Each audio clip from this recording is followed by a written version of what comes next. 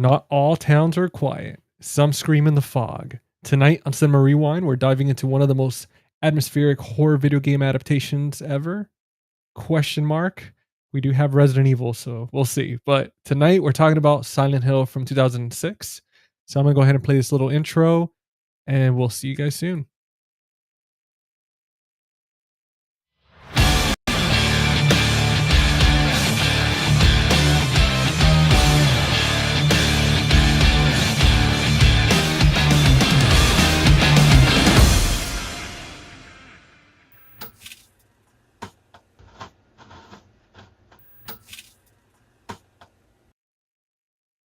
What's up, guys, and welcome back to Cinema Rewind. Unfortunately, guys, I didn't have a super cool trailer / intro for you guys this week. There was a lot been going on, but hopefully you enjoyed those awesome 20 seconds, I guess. But yeah, welcome back to Cinema Rewind, the series where we rewind the films that terrified us, thrilled us, made us laugh, and shaped the way we experience movies. I'm GC, the host of Face the Movies and the Friday Night Fright Night podcast. This is episode 17, and tonight we're venturing into the twisted fog and cult-filled terror of Silent Hill from 2006. Directed by Christoph Gans, a film that brought the iconic Konami video game series to life in ways that were both chilling and controversial. With me, as always, are my trusty co-hosts, Jordan from the Movie Den and Steven from After Hours Video, and our special returning guest, Mark from Tales from the Shelf. So let's get these guys in here and get started. Make sure to show them some love, guys, in the comment section, because these guys are freaking awesome. What's up, guys? What's happening, guys? What up? What's up, fellas?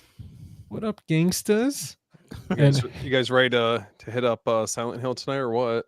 Oh man, I don't know. That's fucking. Just after rewatching it, I was like, I don't think I want to be in Silent Hill. Go face to face with old Pyramid Head. Yeah. Oh my god, get freaking torn to shit. But with his freaking Cloud Strife sword. Dude, that's insane, man. We're gonna get into that because that shit's crazy as hell. Yeah. But with us, as always, we got some awesome returning watchers, friends, guests on here. We've got the old PP Dangler. What's up, man? Thank you for joining us. What's going on, PP? PP, I love it. Never get tired of it. We got Jeff, John Doe Juggalo. What's going on, Jeff?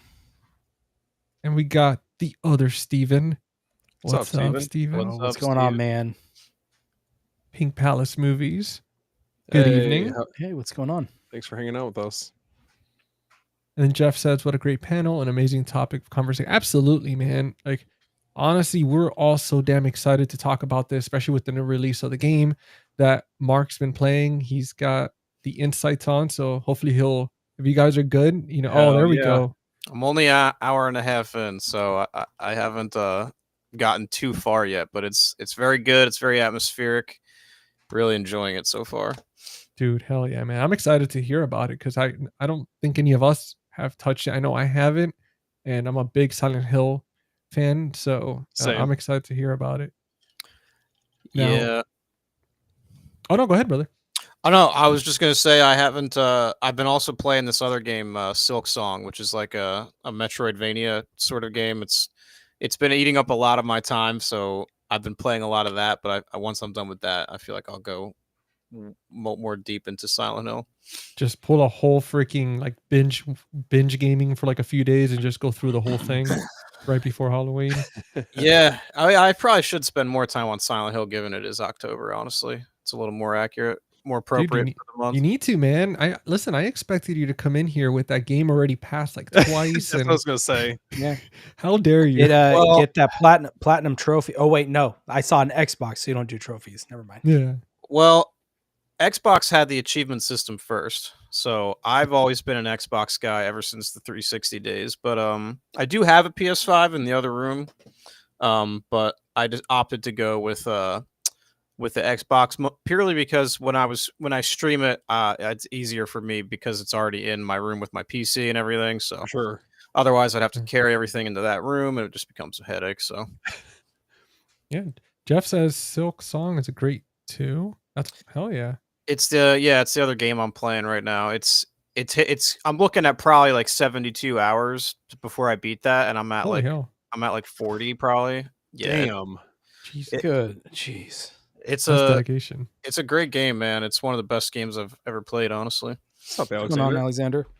Alexander, thank you for joining us. Yeah, What's guys. up? Also, I wanted to say that, for some people that are used to coming on Tuesday, thank you for joining us Thursday. We did have to reschedule this week, so appreciate you guys showing up.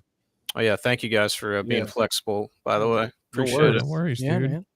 It's Halloween, man. We have to be. It's a busy freaking month.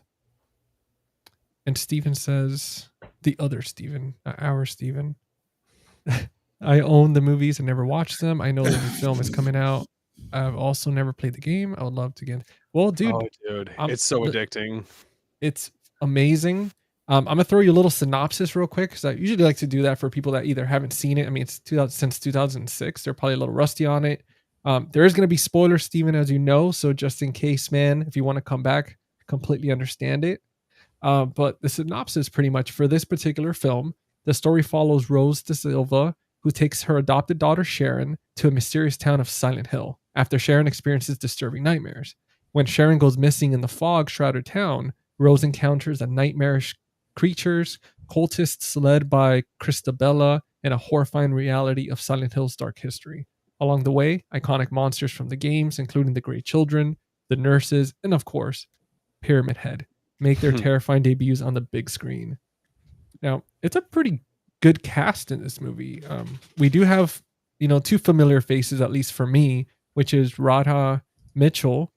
She's in Pitch Black, Mhm. Man on Fire. We've got Mhm. Sean Bean, Lord of the Rings, Fellowship of the Ring, Game of Thrones. yeah.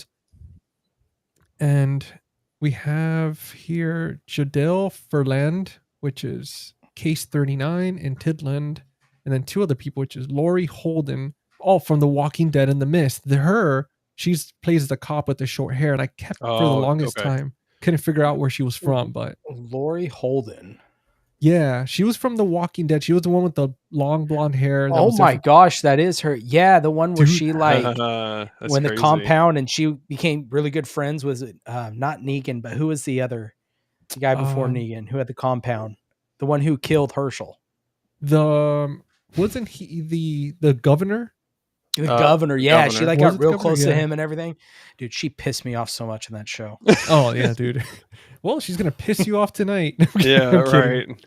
No, she did pretty great. But we got PP was saying, great movie. The bathroom scene and the burning scene always got me. Dude, Hell that bathroom scene. yeah, dude. Yeah, it's gnarly. And Alexander says, can't take too long. I want to pop in and say, dude, thank you Yeah, so thanks, much, man. I like Yeah. your Buffy profile picture too, by the way. Hell yeah.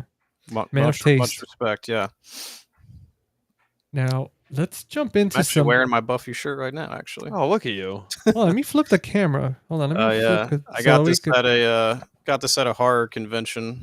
Dude, that's sick, so cool. man. Got the That's whole that's cast on cool. Yeah. Okay, but I want to ask before we get started, are you more of a Yeah. Buffy or an Angel fan? Ooh. That's a great question. There are seasons of Angel that are like better than Buffy at some parts. Like, Mhm. but I like the tone of Angel too. It's a lot more mature. But I have to go Buffy because Buffy started it all. Mm. Yeah, I've always been a fan of Angel. I liked Buffy, watched it, but Angel, I don't know. Angel's we just need he's a little more badass, dude. He's like, Yeah. Dude. he's awesome. someone explained it to me. He's like Batman, like the Batman of the vampire world. It's a really great spinoff because Mhm. he really comes into his own and he has his own crew, and you love that crew so much. And yeah, he's just like a private investigator, but he's like a vampire, and he's like helping people to redeem his soul. It's awesome. He's like the template for what Twilight tried to do. Because if you look at him, you look at his face, you look at his style, it's very like Edward from Twilight, where it's like they tried to go that route to make Yeah. him cool, but unfortunately they made Except him. he's way better. Yeah, Buffy definitely walked so that Twilight could run for sure. Hell yeah. He's like, where are they? Where are those vampires? Well, we do have Dennis Denton. I've never seen you on here before, but thank you for joining us, man. up, New Dennis? Hey, face. welcome, Dennis. Lori Holden was on the X-Files TV show, but I didn't know that, man. I'm actually planning on rewatching the whole Oh, I love X-Files the series. X-Files. Dude, I have the whole box set and like You I'm know, so damn I have excited. never watched any episode of the X-Files. Oh, you would love it. You're in Same. for a treat, man. I wish So I was you good. right now. It just Casey, did you watch all of it? Oh, the X Files. Yeah. Oh, dude, I've every single episode except this last final season that they did. I didn't watch that. So that's why I want to just kind of rewatch everything, dude. Man, Jordan, I really wish I was you, man, because you're in for a damn treat. Like that show is phenomenal. It's really good. GC, can you Phenomenal. flip me back around because it's bugging me out? Oh yeah, you're too close to Steven. You're No, it's just like yeah, yeah. There you go. Yeah, what are you trying to say, Mark? No, Yeah. it was just weird. Like I was like not the way I should be. It was Yeah. it was bugging me out. Oh no way, that's pretty cool. They teach courses about Whoa. Buffy. That's They do. They do. There was also a reboot coming out. Not a reboot. It's like a legacy series. Kind of like what they did with like Dexter New Blood, but like way more time had passed. That's sick. Yeah, new show with Sarah Michelle Gellar coming back, as well as David Boreanaz is coming back too. So I don't know how they're gonna do that. Like, because he's supposed to be a vampire, right? So he's not really supposed to age. Which they were able to get away with back then, but like now it's like 20 years has gone by. So I don't know how they're gonna do that, but CGI magic, I'm assuming. I hope they do. I hope they just write up I hope they do like a plot thing where they're like, yeah, he became human and he started to age again. Are they going to bring back what's it, Spike? We don't know yet. The only thing that she's confirmed is Sarah Michelle Gellar shared on her socials that she was like standing next to David's like parking sign. It was like reserved for Mr. Boreanaz, and I was like, oh, okay, I guess he's coming back. Cool. Yeah, we don't know anything else yet though. It's gonna be hard to bring Spike back because I just saw I think it was the 20th or 25-year anniversary that they filmed 3 years ago, and they had the whole cast there. I was watching actually earlier today, and I mean Spike, the actor, I mean he's aged a lot, dude. Yeah, and he has put on, like, he looks way different. So it's gonna be hard to really get him back into that role. They're gonna have to come up with some sort of plot contrivance to explain how they've become human, because I don't know how else they do it. But I would love for them to come back. And the sister passed, the girl that plays his sister in real life passed away. Yeah, I mean, in real life. That was unfortunate. And then one of the guys, the guy who plays Xander, who's like a pretty main character, he's kind of had his problems with like substances. So I don't think I also don't even think he acts anymore. So I don't think he's coming back.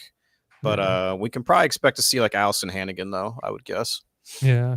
She's still doing stuff. She's still on TV and everything. And hopefully Giles comes back. I love him. He's great. He's like my favorite character. He was cool as hell. I liked him. Anyway, we need to get back to Silent Hill. Yeah, Silent Hill. Damn it, guys. Sorry, you guys bring up Buffy around me. I'm liable to just keep going. Yeah, it's all Alexander's fault. We're blaming Alexander today. Well, you can blame me. It's my fault. There we go. Well, Dennis was saying he's actually been watching for a couple weeks. I didn't know that. Well, dude, thank you for commenting, man. Like, again, we appreciate you tuning in and hanging out with us. Absolutely, it's awesome, yeah, man. And now, obviously, we broke the ice already, but we'll for fun, for shits and giggles, we'll do 2 little fun icebreakers here. We'll do one and one serious one. But yeah, so if you found yourself trapped in Silent Hill, which monster would you be terrified of the most? And we'll start with you, Mark. I mean, I feel like, should we say like with the exception of Pyramid Head? Because I feel like he's the most obvious answer, right? Like, if I run into him, I'm just dead. Like anyone else, I feel like I might have a chance.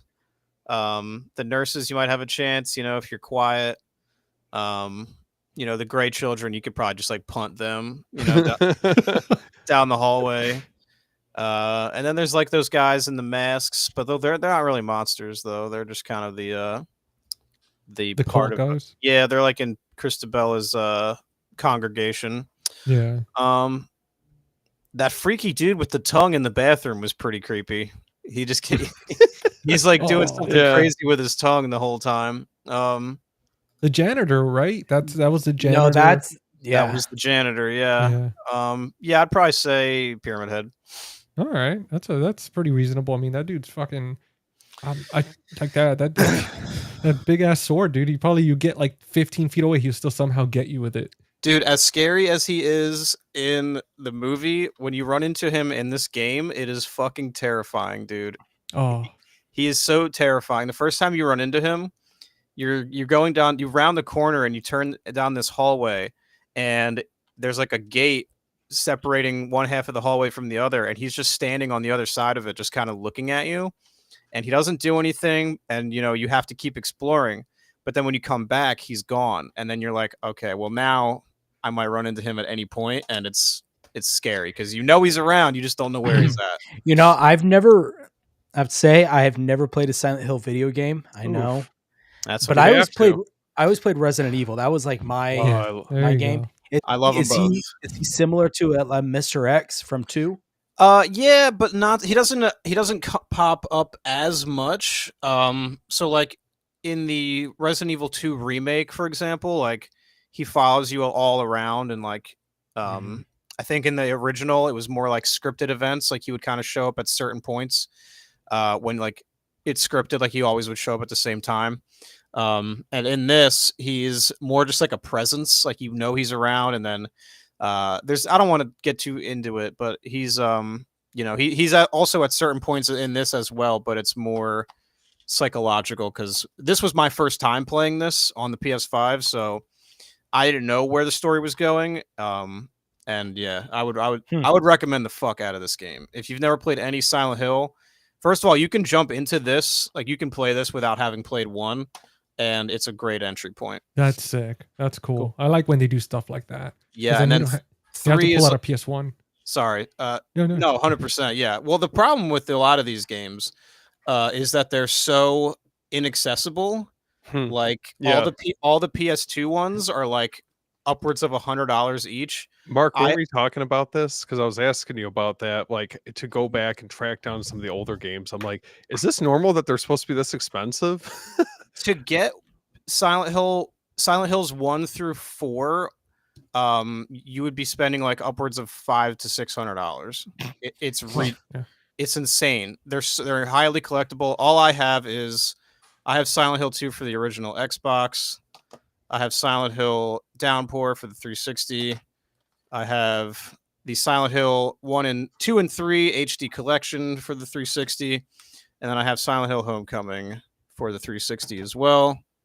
And then I just have F and 2 for the PS5. Oh, you know what? I have played Homecoming. I didn't finish it, but I did play that one. Yeah, so it's actually not a bad game. It's pretty good. Silent Hills 1 through 4 were developed by Team Silent, and they're like the Japanese Konami original founders.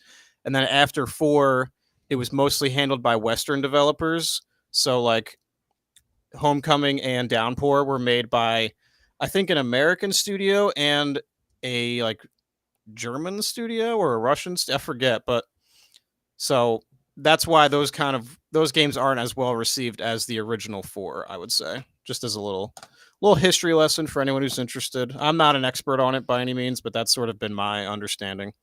Dude, well, I'll tell you guys this. I mean, if you're interested, obviously, Mark, you've got a sick Silent Hill game collection. Yeah, but for anybody, I wish it was a lot more. Yeah, they're so hard to get and they're so friggin' expensive. Thank you, I appreciate it. No, dude, I was gonna say, I mean, because they're hard to get, because they're expensive, I'd say if you guys get yourself a little Raspberry Pi, I think it's like you could get one for like $60 now. Yeah. Install free emulator and just download them, and with you could get the original controllers, plug them in, and play them perfectly. Like if you had these consoles, I know I've got one, and it's been life-saving and financially saving because, dude, it's for sure. It's great because you could see if you actually want to own the game, yeah, and then if you can play it for free and you're like, wow, this is great, and you really love it, then you can make the decision to, purchase it if you want to, But I like having my physical stuff. I would get the games, like, but it's just so hard to be like, let me drop 150 right now. Oh, it's insane on a PS2 game, and it's like I'm never going to be in the mood to do that. So yeah, exactly, man. But Steven, who are you picking as? Or I get, what creature are you picking as pure nightmare, terrifying fuel on your end? That's tough because I think if we're talking out of the games, and I'm sure like Mark would know this, the Abstract Daddy, dude, is fucking freaky. And then the Lying Figure are the two that I can think of off the top of my head. That, I mean, if we're drawing from the games, but I think obviously with the movie, I mean, they definitely put a lot of emphasis on Pyramid Head, with being this looming threat.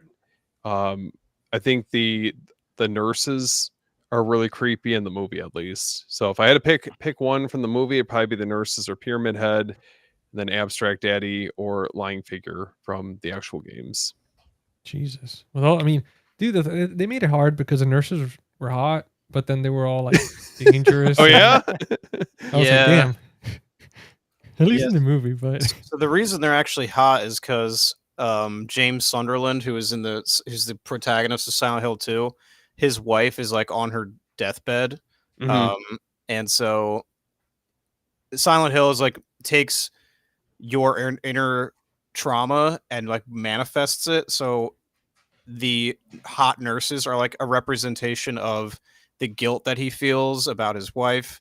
Because it's so fucked up. Like these games are so existential and like psychologically horrifying. sure. And like and Resident Evil's like blow up this fucking monster with a rocket launcher and then escape on on a train. And it's like it's very like B-movie schlock. I mean, it's awesome. I love both of them. And then Silent Hill's like, what if the pain of existence was too much to bear? And it's like it's so same, like, man, same. yeah, it's crazy. So there's actually a reason why all this stuff looks the way that it does, that the movie doesn't get too into. They just don't have the time to explain it. Well, can I ask you guys, like, did you growing up or like ever at some point, did you guys ever watch Twin Peaks? Because this feels very much in the same vein. Like even with the games, the movie, it has like that very like ominous feel to it. You're trying to piece everything together with what exactly is going on. And I think that's why I love the Silent Hill games so much, just because it has a little bit of that DNA in it. But I don't know if you guys have ever seen it or not. But dude, I actually haven't seen it. I'm like Jordan with X-Files. I haven't seen it. dude, It's okay. I haven't seen Twin Peaks either. And I'm looking at it, and is Like, this the box set from Z to A? Yep. Yeah, that's a good one to okay. get. Oh, It's dude, got please. I think it has the movie too, right? Fire Walk with Me. Yeah, because you're It's gonna only- want that, and only you're gonna like want. $58. They Please. did another series called The Return. Oh, it's so good. So if you can get the original show, The Return, and the movie all in one, then you've got the whole thing. Yeah, because this one includes all 3 seasons, Fire Walk with Me, and over 20-hour special. Good for Dude, $58. That's pretty good. Just trust me on this. It will be the best investment you'll ever make. I promise. Yeah, it's very. I mean, dude. I mean, there's shows like The Office, like $100 and something bucks, and then this is like. Jordan, do it for me. attainable. I never ask for anything. Jordan, just do it for me, man. Do it for Movies Christmas. can wait, but Twin Peaks is forever. All right, well, I'll I'll have to send my money. As you guys saw my last unboxing video, I'm not swimming in cash right now. Dude. Guys, if you know what, I need everybody to drop off this live stream. Go watch Jordan's Hell yeah. unboxing of Nightmare on Elm Street real quick, then come back. Do that. Get those numbers. Finish Pump this those first. numbers. Get that AdSense revenue, baby. Yeah, I'm man. Hey, I need to pay this collection off, this Nightmare on Elm Street But, box Jeff- set off. So Jeff Oh, is yeah. right. The Z to A series has it all, or the box set. There we That's go. all you need.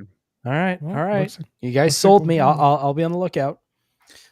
Now, Jordan, as for you, last but not least, I know you haven't played the games, but as far as for the movie, which of the monsters or I guess creatures terrified you the most? Well, I think obviously, I mean, I've known who Pyramid Head was before even ever seeing this movie. He's kind of just a cultural icon in horror, is Pyramid Head. So obviously, I think the obvious answer is Pyramid Head. Negating him, for me, it's the janitor. Yeah, Mm. dude. And ironically, the same actor played both of those characters. But Oh shit.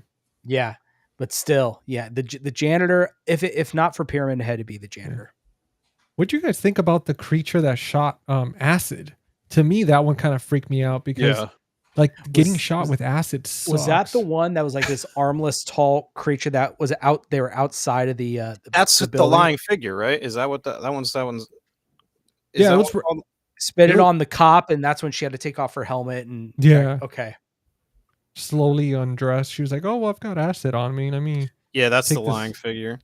Yeah, just like there's a couple different variations of that across the different games. There's one that like shoots like smog, but it's Mhm. it's just that dude with the no arms and like a wound in his chest that So like shoots. creepy.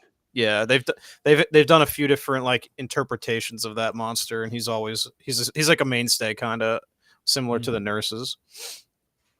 Well, I want to ask you guys one more of the fun ones because I'm curious to see this one. Would you rather be stuck in Silent Hill, Raccoon City, or Elm Street?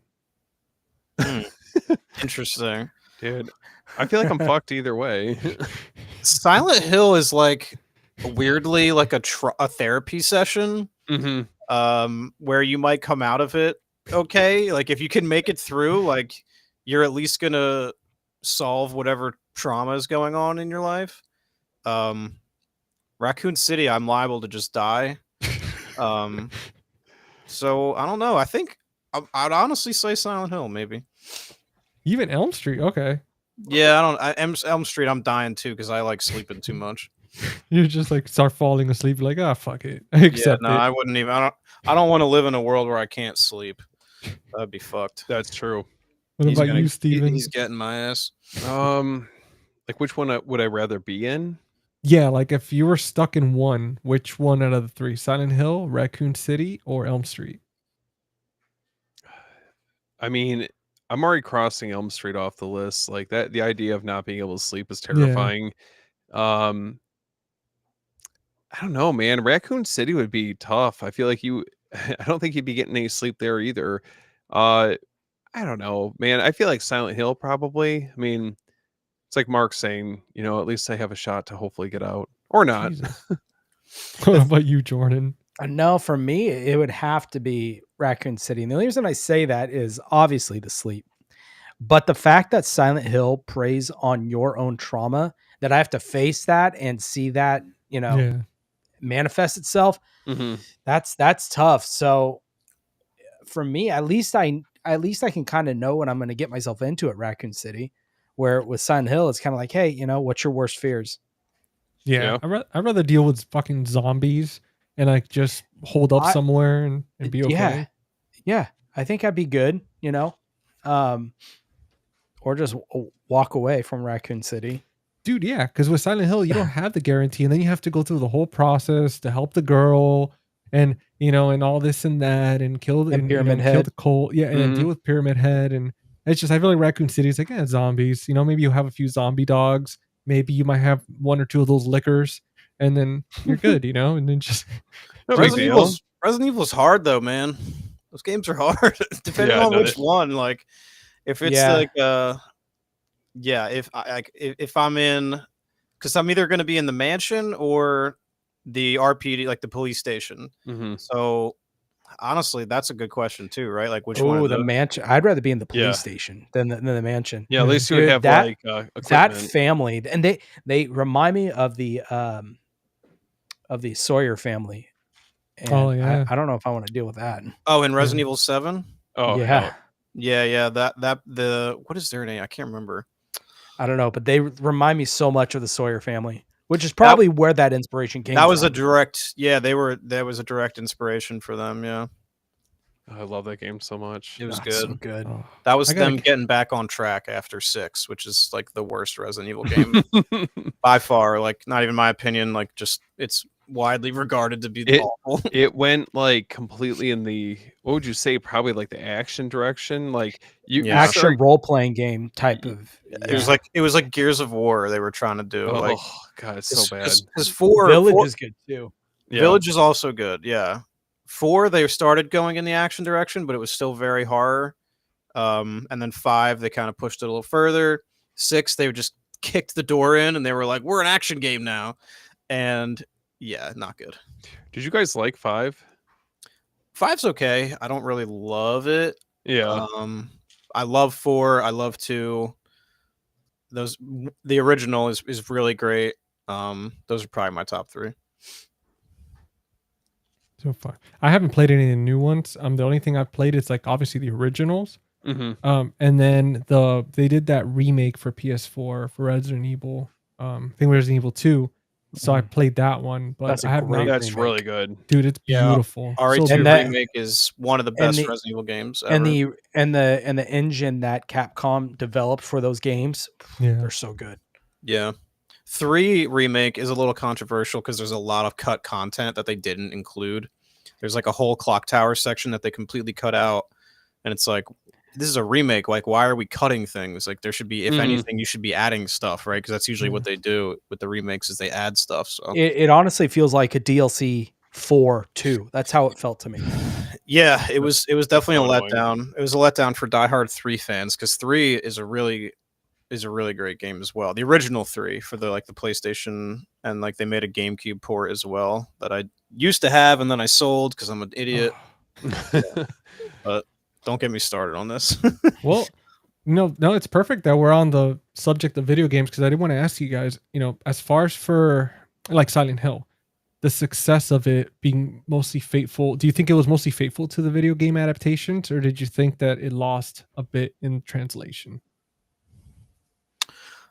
Should I start? Yeah, go for it. So I do know a little bit about this because the video that I made, but so it's all in the special features here. Scream Factory did really great interviews with the director Christoph Gans, and he really tells the whole story about how he got this made. So Christoph Gans in general, big pop culture fan. He loves manga, he loves video games, he loves comics. And back in the 90s, he was playing a lot of Tomb Raider. He was playing a lot of Silent Hill. He was just playing PlayStation like a madman. Yeah. And, back then he recognized that video games were going to be like the way forward as far as like a huge medium, like storytelling opportunity. We're seeing it now with like the Last of Us and like Fallout, all these big popular, video games that have become properties. So he was ahead of his time because he recognized all of that like way before anyone else. And he got in contact with Konami because he really wanted to make the Silent Hill movie, and he was the right guy for it because he is a gamer. He loves this shit just like we do. And he made himself a VHS tape. He recorded himself kind of giving his pitch for how he would approach it. And he like subtitled it in Japanese, and he sent it off to the developers. And wow. And they recognized his passion right away, and they were like, "You're the guy." And so to that, and I agree. I think that he really did honor the game for sure because he talks about like, traditional jump scares. They're not really a thing in this movie, right? And he kind of recognized that going in. He was like, "I don't want it to be that because that's not what Silent Hill is." So I think that he really did nail it for sure. Dude, hell yeah, man. And I mean, I know for me, dude, it's been a long time since I played the Silent Hill games, but rewatching it, especially today, I watched it rewatched it a little earlier. I've seen it a dozen times. I feel like they captured pretty well the music. Like I feel like 100%. when I was, they're able to use the exact music. They Yeah. got Akira Yamaoka's whole library. dude, it so was good. incredible. I felt like I was watching the video game. Like I was like, is this what the future of gaming is? Where it's like it looks real because it was perfect marriage between the two. It goes a long way. Yeah, Sorry. I thought no, it's okay. No, I thought that I mean they did like I mean even with the effects and everything, I thought it was awesome. But and I know Jordan, I know you haven't played the games, so for this particular question, I know you wouldn't have too much of an input as far as for this one. But Steven, you've played the games and you probably played like more recently the games than I have. What are your thoughts on that on the game adaptation? I would say as a whole, I mean, when you think about like video game adaptations, especially for horror survival games, this I would say is probably the most accurate one that we've gotten, and we're almost 19 years removed from it. I think that this film does a lot right with not only capturing the aesthetic of how I feel when you're going back and returning to the games, like what that's like, the music, the kind of like I feel like the way that the plot for this movie kind of unwinds, you're trying to figure out what exactly is going on. You're piecing everything together. It's in a lot of ways like very parallel to how the games feel when you're going through them. They drew upon like the various like creature designs from the games. So I love this movie. Upon rewatch, it definitely gave me like a newfound appreciation for it. And I would love to see them, maybe some point down the line do a 4K for this. Yeah. Well, Yeah. it's funny. Me and Mark were talking about that behind the scenes about the 4K. Because obviously 2006, rewatching this. I haven't seen the Scream Factory one. Like this is the one that I have, the original. So I didn't know if they did anything different with it or not. But obviously the CGI does stand out, in certain parts. It does look a little, a little cheesy here and there.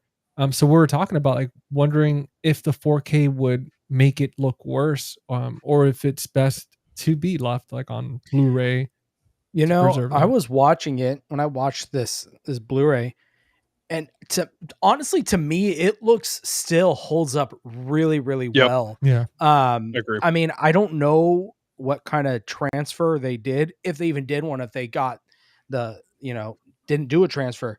Regardless, it looks really good. Like I was honestly surprised. Does it say Um, a 2K transfer in the back by any chance? See, or- I was trying to read on mine, but I'm not seeing it. Oh, okay. Just says 1080p high def. Because I know that they sometimes do that. What they'll do like some like release like that, because damn dude, yeah. Because for mine, when I was looking at, there was like two particular scenes. I know, Mark, we're talking about with those kids. With I was gonna say that's really the only stuff that, in my opinion, doesn't look great. I think the transitions from Silent Hill to the other world, where it's like that rusted industrial Mhm. hellscape, Yeah. all those transitions, like those still look really sick. Like I Yeah. think especially in the beginning when Sharon is like overlooking that big precipice and then the camera like zooms down and it takes you like into that other world, like that transition looks great still. Yeah. But it's really just those gray children. I guess that's what Yes. that's what I'm going to call them. I think, but the molten kind of kid things. But then you could also just say they kind of just look like video game graphics. So That's true. Yeah. maybe it works. I don't know.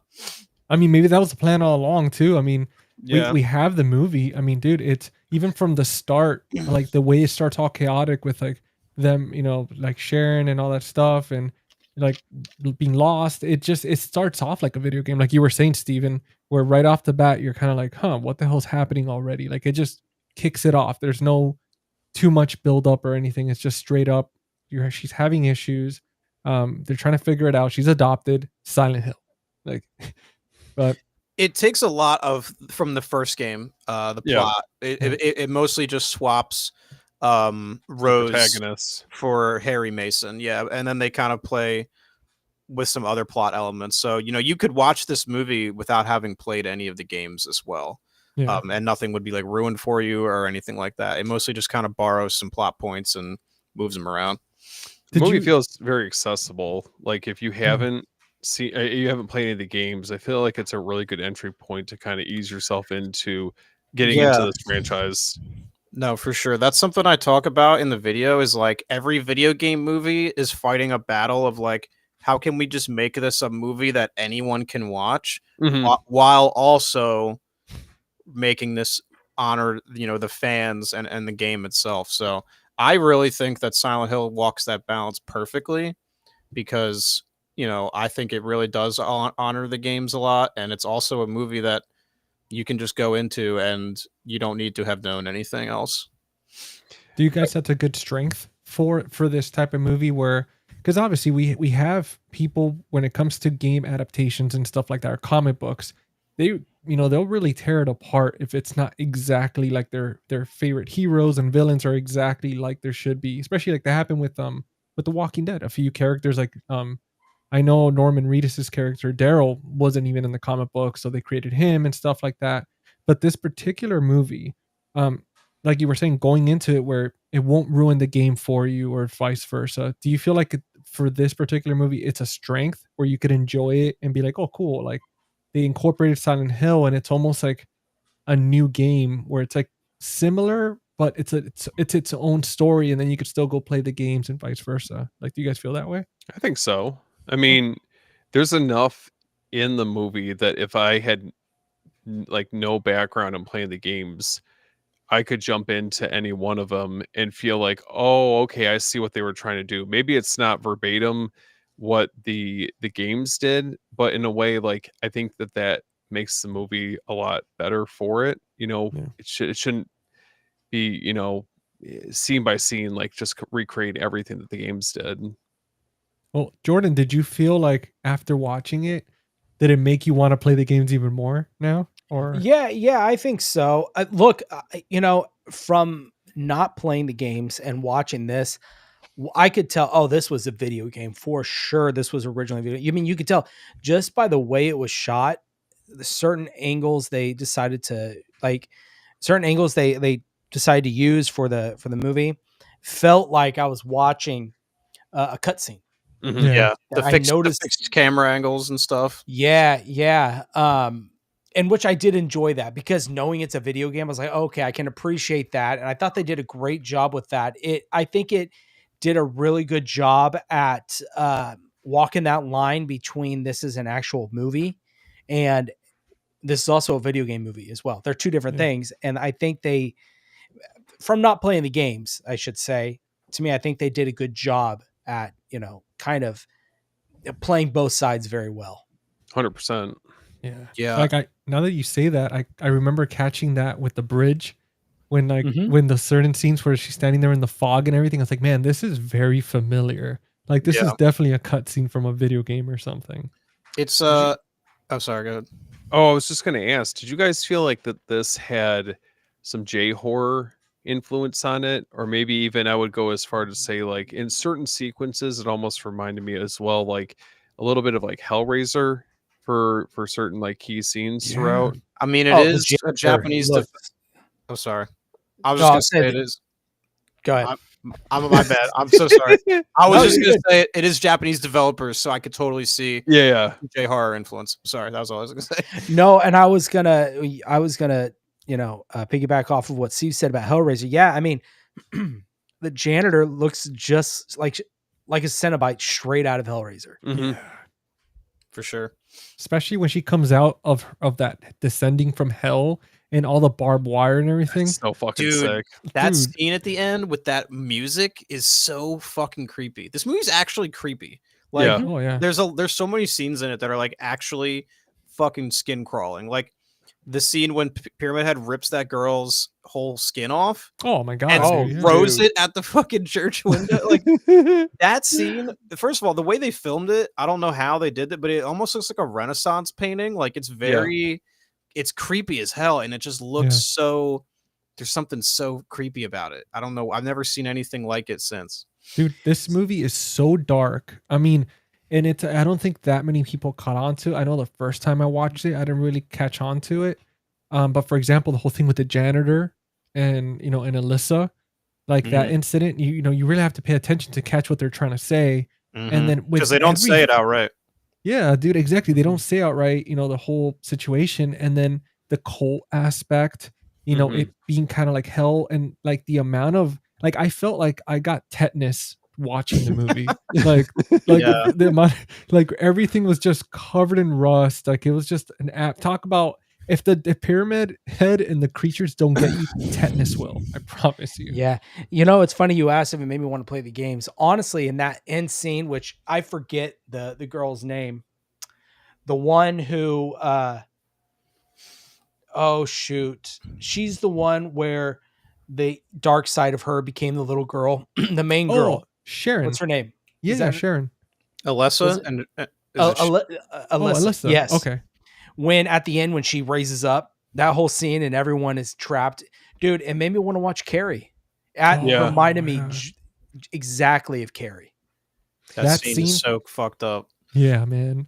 Like I would have shit myself just the second you see the barbed wire coming out of the ground and that bed levitating. I'd have been like, we are screwed beyond belief. That is such a classic Silent Hill boss too. Like that whole her coming out with the barbed wire in the bed and her body, like that's a Silent Hill boss. Like so for her to have that come at the end is like so appropriate for like this would be the boss of the movie, so to speak. Even like, I mean, I'm sure you guys picked up on it, but it in a lot of ways it feels like the Salem witch trials, like with kind of their mentality and how they view her. And there's a lot to this movie that on rewatch I was like, damn, this movie has aged really well. Even the cult leader, everything I noticed was, I don't agree with you, burn them. Oh, you're doing something I don't, burn them. Yeah, that was funny, dude. Like that was really funny at the end where she's like, "Oh, everything you fear, you just burn," and then she looks around and goes, burn them. And it's, Yeah. dude, like everything. It's like, oh, the coffee's not that great. Burn them. Like, I just picture going on a freaking tirade and shit. But dude, we got Aaron that What's up, came Aaron? by. Yo, what's up, dude? Fan of Silent Hill. So hell yeah, dude. Thank you for dropping by. We got Eli. What's up, man? What's Eli? up, Eli? How you Eli? doing? Guys, be like Eli. Eli's a good example. Hell yeah. Thank Slash you. that Thank like you. button. Hit that Or like pyramid, button. pyramid Head's gonna come and get you. Yeah, you better sub. Slash it like Pyramid Head. And now, yeah, dude. I mean, that'd be a fun one. I mean, I know, I personally, I have that one on 4K. Doom. And that one's a lot of fun. That with The With Rock? the Rock. Yeah. Well, we got the Smashing Machine coming out, so Doom's kind of appropriate, yeah. right? You know what? Make a I mean, great double dude, feature. Hell yeah, man. No, I mean, I don't know well, about. I'm not gonna go as far as say that. maybe we got like a theme going on here, video game adaptations, but no, dude, this one's fun, man. Like, it's creepy as hell. It's uncomfortable. I mean, Mark, you said it best, dude. Like, it really is. Like, dude, this shit is like creepy as hell, man. Mhm. Like, Silent Hill's always known for like they're not afraid to touch taboo subjects that like other games just wouldn't touch. Like yeah. Steven mentioned Abstract Daddy earlier. I'm not going to get too into detail about that, but like you might be able to infer just kind of based on his name. Like there's some essay like implications there. Like that's in Silent Hill 2, by the way. So like there's this character that James interacts with throughout, and she's like very much traumatized by something, and then you find out it's her dad, Abstract Daddy, and it's like Silent Hill has always like been like that's what they do, is like they will go into the fucked up stuff and like bring it up to the surface. So that's why these games are so like like the fan base is so passionate, because like they help people through stuff like in ways that Resident Evil, you're just not getting there to those same places emotionally, Well, the games feel like an experience. Like, I don't know how to describe it. Like, you're locked into this world and you're dealing with kind of like very like touchy subjects throughout it. But for sure, that's the best way to put it. Is they're very touchy subjects that like you're not going to get that in, I don't know, BioShock or Gears of War. Like, you're not getting that kind of stuff. It's cathartic almost. For sure. What I noticed with this movie too is it deals with has a lot of religious themes throughout it. Yeah. Obviously with the church. I mean, there was a lot, and I was catching, there's like the cross at the beginning. I did notice too, and I don't know, and I could be reading into this, but like even the names, Rose and Sharon, that's straight out of the Bible. That's what they call Jesus. He is the Rose of Sharon. And I noticed that, and I was like, interesting. Okay. That's crazy. Wow. So there was a lot of little things. I don't know, but I did find it interesting that I was like, and there's a few other things I noticed when watching it, but there's probably something there to it, but who knows? I wonder if it's in the special feature. Well, have you guys seen like the full special features for it or no? I've gone through them. I've gone through them I had to for like the video that I did. I went through them all pretty extensively. If they mentioned that though, I forgot. So maybe they did, maybe they didn't. I'm not sure. Well, guys, I do want to say for everybody watching, the video that Mark's referring to, he did a fucking sick deep dive. Thank you. So I did link that in the description of this live stream, and then at the end I'll put it in the chat as well. But I mean, go check that video out. Let's get some views on it. I mean, really enjoy it. Take your time with it, because obviously we're talking about it and stuff now, but we're not gonna deep dive as deep as Mark did, and he did such a phenomenal job that try to reinvent the wheel. No, I appreciate it, and I try not to. I don't want to repeat too much of what I say here that I already said there, but wherever it comes up, I'll say it. But no, it's I'm not a Silent Hill expert, but there are some of the games that I haven't played, but I am a big fan of the franchise, and the video was just cool because like my goal was to kind of just go through it, kind of plot point by plot point, and then wherever comparisons or like influences from the game pop up, to just kind of point them out and be like, they were doing this from this game, and that was sort of my goal with it. So I was able to use a lot of game footage and stuff. So I really am proud of that video. It got hit with some copyright shit. Might have that might when I first made it and I Oh, uploaded okay. it was good for like an hour, and I was like, sweet, it passed. And then YouTube's like, actually, no, it didn't. Son then- of a. And then I was like, fuck. And that was like my first real experience with like copyright disputes. So like I was Yeah. scared of getting a copyright strike. I was like, do I dispute this? Do I don't? So that might have contributed. I mean, it also could have just not performed well. Totally possible, but I think that the copyright stuff really fucked it. So I appreciate you mentioning it, GC. Yeah, dude, and I just put it in the chat right now, so at least it's there. We'll pop it back in at the end. But no, Thank dude, you, I mean bro. that's when we talked about this movie. We're obviously Jordan had seen it recently, but with all of us, we're fans of it and stuff. And then when you mentioned, dude, that you made that video, I was like, dude, this is perfect because I mean, obviously, we got someone that out of our group. It's kind of like an expert when it comes to Silent Hill. The I guess leading so, authority. yeah, The sure. lead- I mean, yeah. I accept this position, humbly, and I will carry that burden. No, I'm just kidding. Marcus is one of the few people to come back from Silent Hill. Yeah, I And guess to so. live to tell the tale. Yeah, I I mean- keep going back though. It's addicting. Dude, that's why when I put That's it on the funny. story, I was like, "You're our tour guide, man. Listen, I mean, tonight, Yeah. you're holding our hand and taking us to the promised land over here." Well, that's the thing, right? Like anytime I do a deep dive video like that, like the first one I ever did was Sleepwalkers. That was the first video I ever did on my channel back in like 2022. The Mick Garris Sleepwalkers movie.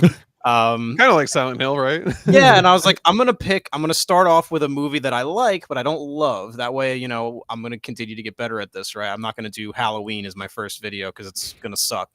And the Sleepwalkers video does suck. But what you learn when I'm writing those scripts is that I go into it and then I start like picking it apart and I find more things than I even thought were there initially. And that's what happened with Silent Hill. Like that's how I kind of got to be so, I guess you'd say, educated on it, where you're like you live with I watched it like twice for the video, so like I was pretty much there, I was immersing myself.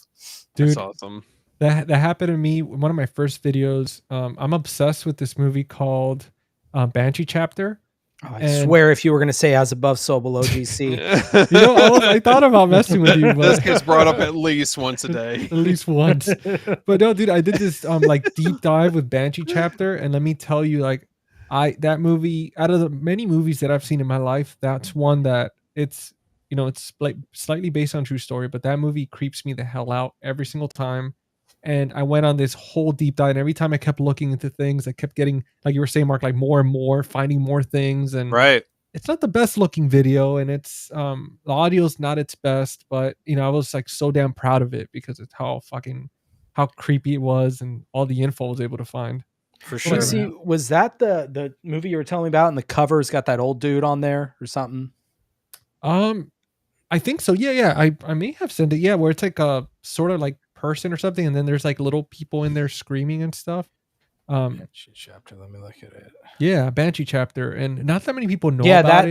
that's the movie I remember you. Dude, that You movie were talking to me is about. so like, if you guys want to be uncomfortable, especially with like based on true story stuff, like watch this movie. It has. Maybe I'll It's- do it for my October watch list. Dude, let me know, man. Let me know if you like it and all that, because I recommended Steven, not you, Steven, but Movie Odyssey Steven. I think he it's on Tubi actually, if I'm not mistaken. So, you'll be able to watch it for free on there. Nice. But and then Alexander says something nice. Thank you, Alexander. Appreciate that. It is true, the trials and tribulations of Yeah, freaking that was when nightmare. I learned that like the way that MGM deals with copyright is not the Mhm. same way that Sony is, for example. And Sony was not playing around, let me tell you. They were not okay with me using this footage. But then I Yeah. learned how to like submit a real appeal, and it was like approved like 30 minutes later. And I was like, Oh yeah. yeah, I had to like reach out to some bigger YouTubers who I knew were dealing with stuff like that, who like, I don't know, guys like Dead Meat and stuff, like who are, I know you guys are using this footage too. Like, how do you guys get around it? It wasn't Dead Meat that I reached out to. It was Rockland Graves Productions. Oh, He's the yeah. guy- yeah. He Evan's a cool dude. he's very cool. He was very kind to me and gave me like a lot of advice and helped me out when he didn't have to. So shout out to him. He's Yeah. super cool, Hell dude. yeah. You want to talk about someone who does some deep dives? That dude's videos are. I knew that it was. Crazy. I knew he was the one because I'm like, this guy's using footage in every video. He's definitely dealt with, like, he posts about it. Like, he talks about how he's had to deal with this shit. So I was like, this might be the guy. Like, if he can help me out, you know, if he can't, no one can. And he was very helpful. And listen, we're gonna be Listen, guys, like screw WB and all these big companies that are trying to like let people from not making content. No, get flagged. Yeah, we're getting flagged already. No, but go subscribe to Mark. Go check out the video. I mean, thank you, man. I appreciate it. Dude, we wouldn't have you as a returning guest if you weren't such a cool dude and making awesome stuff. So I mean, oh yeah. Well, I'll come on even if it's not a video or a movie I've made a video on. I love hanging out with you guys. Dude. So hell yeah. Just happened to be that awesome. I have a lot to say about Silent Hill. So well, dude, I want to ask you this, man. So as far as for characters and performances, being the authoritative figure, Mark, on here on Silent Hill, do you think that Radha, Sean Beam, and Jodelle, which plays Sharon / Lisa, do you think these main actors did justice to Silent Hill and to their characters? Yeah, I think Radha Mitchell is really good. Christoph Gans talked about having a very feminine presence in this movie. Yeah. So like thank you, Eli. I really appreciate it. Eli's always coming in and just being a great guy. Yeah, there's like, you've got Sybil, who's the lady cop. You've got Rose, you got Sharon. You've got that girl, Anna, who's like the weird girl that they run into. Yeah, you've got Christabella, you've got Dahlia. So it's just all these women. So it's just like a very feminine sort of story. And, you know, I think they all do great. Sean Bean's character, that whole plot thing was actually like a studio mandate because there was not enough, there was no men in the movie. Like there was very little men. So like that was the one studio note that Christoph Gans got. So all of his plot stuff, like Sean Bean with Thomas Gucci, that Silent Hill cop, all that stuff was like added. Yeah. So like that's why it feels, but it's actually really cool because I love some of the scenes where, like for when Sharon when Rose runs by and they're both in the same place, but they're in two different realities. But he can but he can smell her perfume. Like that was like a happy accident because that's such a cool scene, but you don't get that without those studio notes. So that's like a rare instance of like studio notes actually helping to elevate the material. Talking about the end when they're stuck in the fog. Oh, the ending too is very. I love that ending because it's like so. Yeah, well, there's that scene, and then there's the scene before where they're at the school, and she like runs by, and there's a cool shot where like it cuts from her to him, and like yes, and you can tell that she just ran by, and he like feels her run by, and it's really, I don't know, it's very profound, and it's like it's really cool without having to say anything, you know? Yeah, dude, you brought up that cop, the male cop, which I forget his name. Thomas Gucci. Thomas Gucci was phenomenal in that role. Yeah, I remember he was an asshole in one of the Resident Evil movies. Like he was like a bad guy. Yeah, I think he was. Was he in both? Damn, he's in Silent Hill and Resident Evil, huh? He was, dude. Like, that's cool. Good for him. He did amazing. The only thing I was confused about, maybe you clear this up for me. So remember the flashback scene in Silent Hill where he's carrying Alyssa after she's all burned? Mm-hmm. Dude, he looked exactly the same. Yeah, that's just like bad. Like, well, it's like because that was supposed to have taken place like a while prior. I can't remember the exact time frame, but I thought it was 20 something years or something. It would have been 20 years, right? Because like something crazy. I'm pretty sure all those events, like when Alessa got taken by the church and everything, that all happened in like the 70s. And I think the movie is set in like what would be present day, so like 2006. So yeah, I mean a good chunk of time would definitely have gone by. Yeah, so that might just be like bad screenwriting. I don't know. I don't know how you get around the fact that because they couldn't really age him down. You know what I mean? So they kind of just they slapped like a filter on it, you know, because it's kind of like that old film grain filter during that flashback, and then they were like, "That's good, it's good." They should have given him a backwards baseball hat. Oh, there we go. That's the trick, man. Cap, man, that's always that's the way to do it. That's the cheat code, dude. Because I was thinking when he's carrying Alyssa's carrying, imagine that when he's carrying Alyssa's body, and like the camera zooms in when she puts her hand on his shoulder, and then I was thinking, I was like, did she do something to keep him from aging to kind of protect from people going into Silent Hill or something? Or I don't know. I was just thinking something crazy like that that kept them like youthful. Because I was like, damn, like he's almost seemed like the guardian of Silent Hill. Like he would try to keep nobody in there and nobody out. He knew what happened, and Yeah, I don't hate that read at all. I actually really like that as like a potential explanation. I really like that. But what about you guys, Steven and Jordan? Like, what did you guys think about the acting? Was there anybody that stood out to you the most? Anybody that you didn't really care for too much? I think the girl, Oh, the little girl, the little girl. Oh yeah, yeah, she did amazing. She did great, and because she played both characters. Yeah. Yep. And the way she was able to do both, I thought was great. I was surprised. Yeah, when it came to playing Alyssa, definitely with Sharon. I mean, she didn't play Sharon too long. She did good with Sharon, but with Alyssa, especially when she was like at the end when she was explaining everything to Rose. Mm-hmm. Yeah, and then she smiles when she goes something about getting revenge, and she smiles. I was like, dude, like she killed it, man. Yeah, well, I even think Sean Bean too. I mean, legendary actor, but his performance in this and his character, I really do enjoy. Yeah, it's one of the only movies where he doesn't die. That's true. Really? This is one of the only movies. Sean Bean is famous for dying in every movie. He's like Justin Long. And this is one where he does not die. So, dude, thank God, he's a national treasure. No, I agree. Speaking of national treasures, my girlfriend's on here. Hey, what's going on, Aaron? What's going on, Aaron? Welcome to Silent Hill. I was surprised because I don't think she's seen this one, so I didn't expect her to come on, but there she is. Never too late. There we go. And then somebody quick. Eli says, "Oh hell yeah, dude, nice. Sexy. I'm glad it's not. I'm glad it's not too delayed. It seems like some people are having delays. So, Steve, did you get yours yet? I did. You did? Why didn't you tell us, dude? I'm very low key. You know, that's why you were late.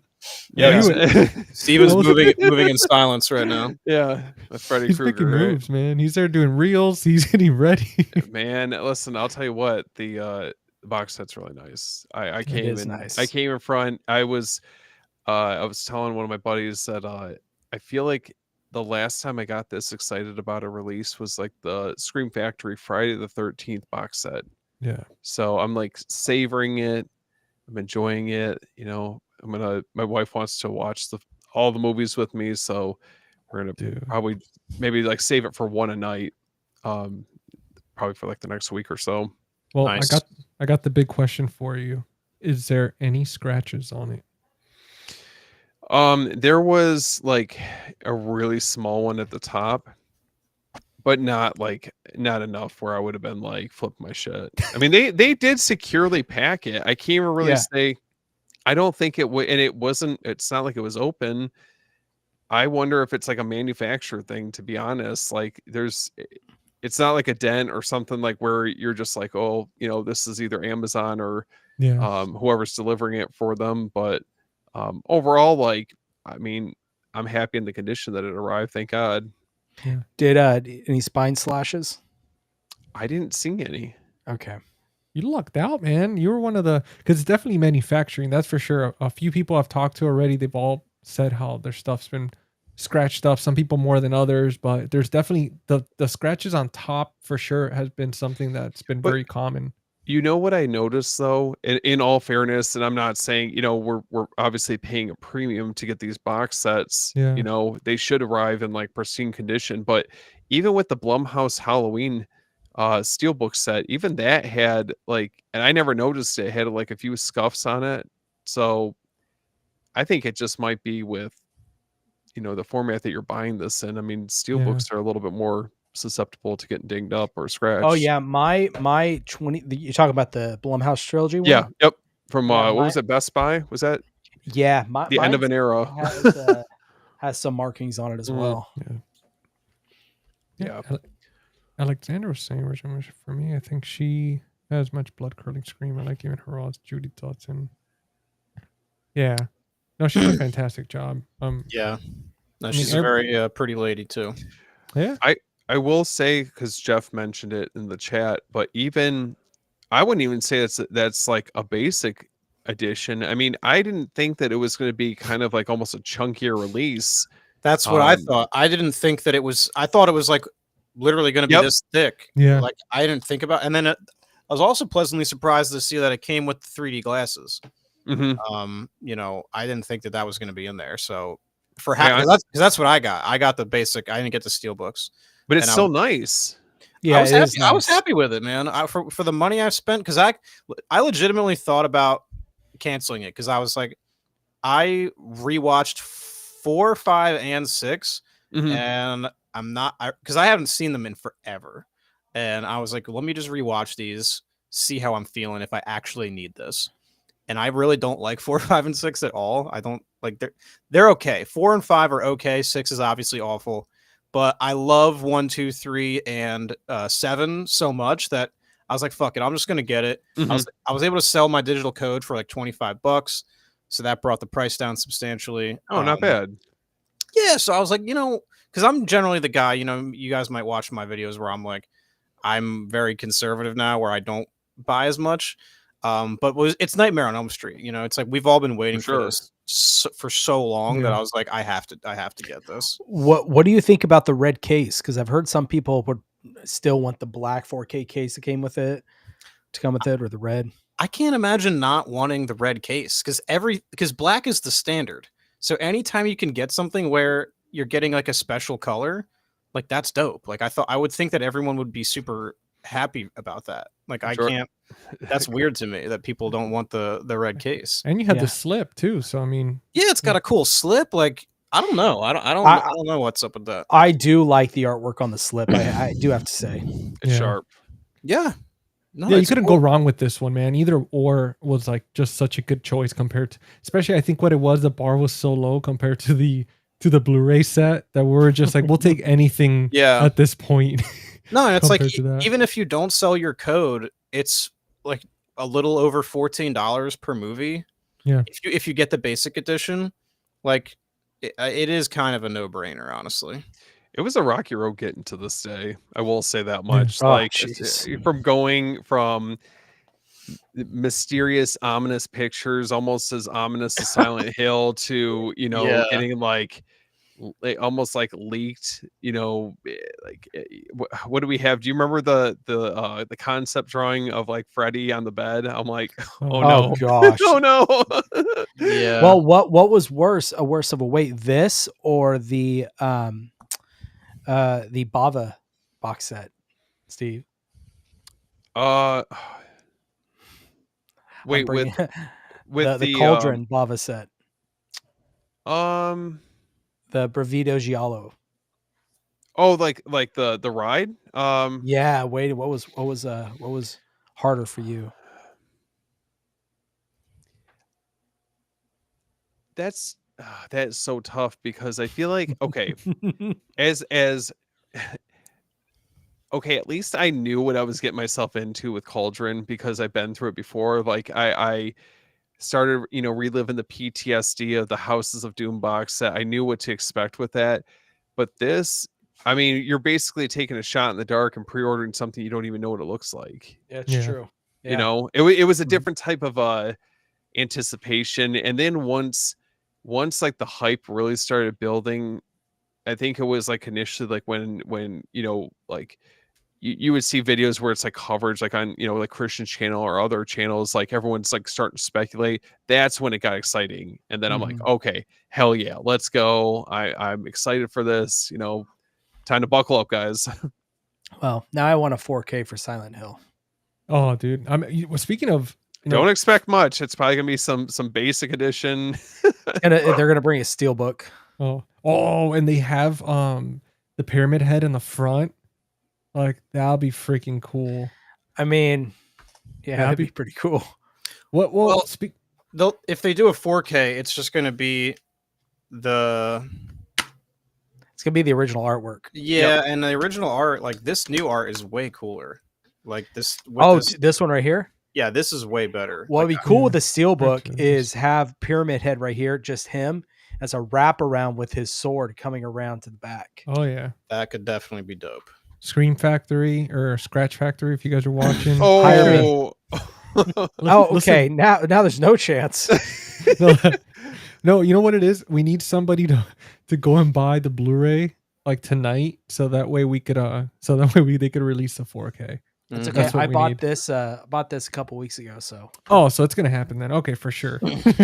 What about the I think it'd be kind of cool if they did for the 4K to do the one where it's like all white and like you just see the figure like walking in like the fog. Like that movie poster I think would Yeah, That would be I- awesome. cool. I think the theatrical is technically the one of Sharon / Alessa, and it's like her without a mouth. If you guys know Oh, that yep, poster, yep. Oh yeah. yeah, I think that's technically the theatrical art. Yeah, this one. Yeah, I think it would be. I think that's what they would do, honestly, because I think They- technically that's what they do, right? Like the opposite is for you know, 4Ks with Yeah. no reversible artwork. yeah. So they would do Damn. What that they art. should do would be cool is do like a light and dark variant. You can pick which one you want for Silent Hill. That'd be pretty cool. Dude. That would be Well, nice. Well, talking You got- about variants in Silent Hill. Well, first we're gonna say hi, Paula. Thank you for joining us. What's up, Paula? Hey, what's going on, Paula? Now, as far as for Silent Hill, right? We know there's a new movie coming out. Even Umbrella posted Yeah, it recently on social media. What are you guys' thoughts, expectations, hopes for this new movie? It's Christoph Gans coming back. He's directing yeah. this. An we old don't- friend. We don't talk about Silent Hill Revelation. That was a whole other thing that Christoph Gans had nothing to do with. This movie was made. I think they filmed it like a couple years ago. So I wouldn't say it's been in like release hell or anything. But it's getting distributed by Cineverse, I think, who are the people who did like Toxic Avenger and Terrifier, and I think they're also doing the new Silent Night, Deadly Night movie with Rohan Campbell.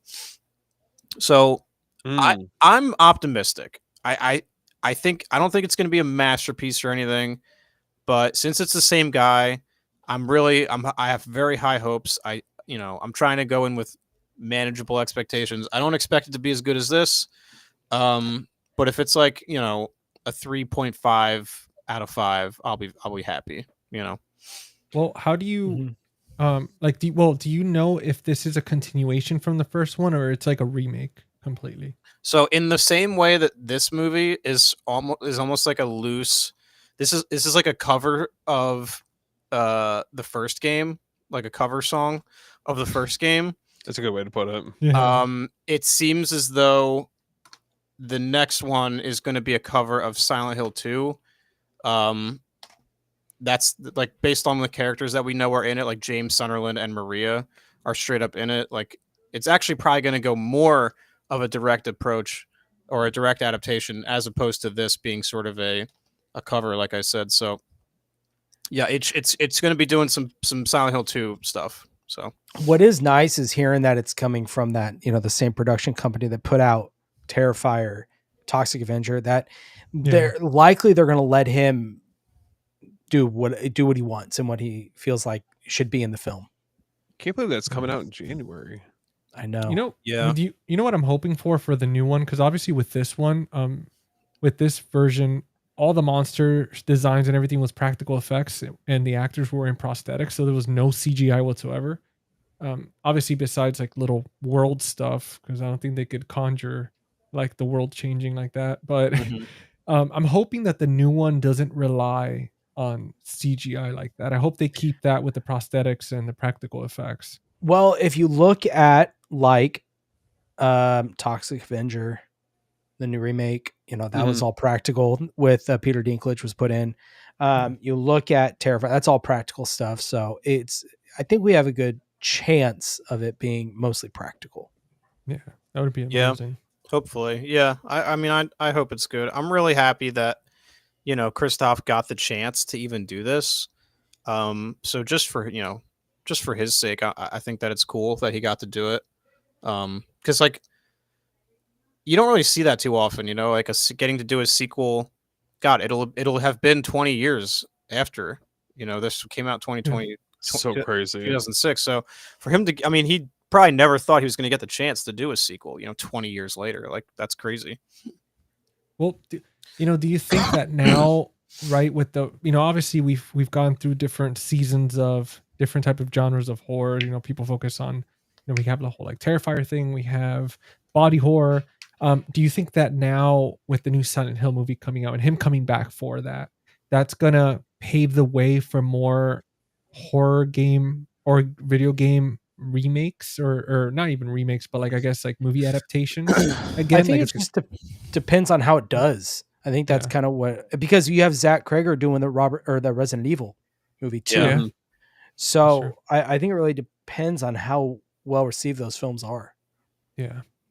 Yeah. No, same here because it does feel like there's like a heartbeat again for that.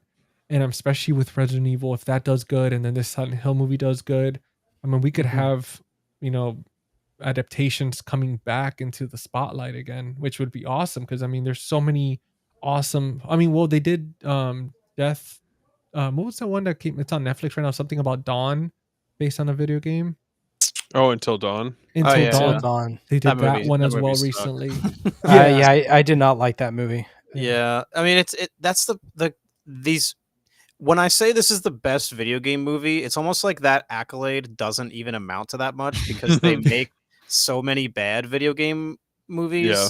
Not even just the horror ones, like across the board, the track record's so spotty. But like we are kind of getting to a place where we're starting to figure it out. Like Fallout, I haven't watched, but people really seem to love Fallout. Fantastic. Even the Twisted Metal show, I heard like people were into. Fun. Interesting. Well, you got the first season of The Last of Us. Last of Yeah. Us, not the second season. No, just the first one was great. Yeah, one that we need. It's so crazy what they did with that second season. I kept trying to like gaslight myself into thinking that it was better than it was because it did start out really strong. I really liked the first 2 episodes, and then it kind of just got not good as it went on. And anyway, Yeah. Well, if you want to cleanse your palate, I highly recommend watching Twisted Metal. You know, like that was a lot of fun. I was not expecting to love it so much. okay, cool. Like, dude, loved it. Fallout to me was Fallout was absolutely good. fantastic. I have the 4K steelbook and everything, and but definitely Twisted Metal was a ton of fun, dude. There was so many laughs, and it was just it felt like the game. Like I was like, wow, this is like, and season 2 is supposed to be even more like the game. So yeah, Yeah, we're also getting God of War. Getting a God of War Oh, God of TV War. series. We're getting Super interesting. Mario Galaxy movie is Yeah, coming out. that's going to be cool. Oh, I Yeah. want to see, if going into the horror genre, The Evil Within. I think that'd be a really cool That could be sick. remake. That could be Dude. sick. Isn't Yeah. Zach Greger? Isn't he doing Resident Evil? He is. Yeah. Yeah. Yeah. I'm Jordan excited for mentioned that. Dude, I am incredibly excited. What's up, Brian? What's up, dude? Hey, Brian. Brian. Brian's in the house. I am incredibly excited for Kreger's Resident Evil. Oh, same here. Dude. Those movies have such a spotty track record. Like, I think the first 3 of the Paul W.S. Anderson movies are like, they're pretty cool. You know, they're pretty fun. You know, they get pretty bad after that. Welcome to Raccoon City, they got closer. They were starting to figure it out. Yeah. But they tried to do both first and second game in one movie, and like that doesn't work. But now Kreger's like, it's not even about any of the games, but it's set in the world, which is like, I think that's actually like that's more or less what Paul W.S. Anderson did, but like he's all I don't know, those movies are dated, and I think Kreger's a much better filmmaker, like overall. So I'm really excited to see what he Mhm. does with it. Same here.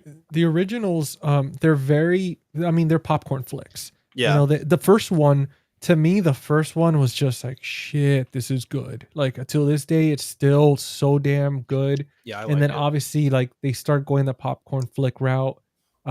But I could only imagine with this new one, it's going to be a lot darker, even more serious, less, you know, matrixy. And I'm hoping it's a lot more scarier and more creepier.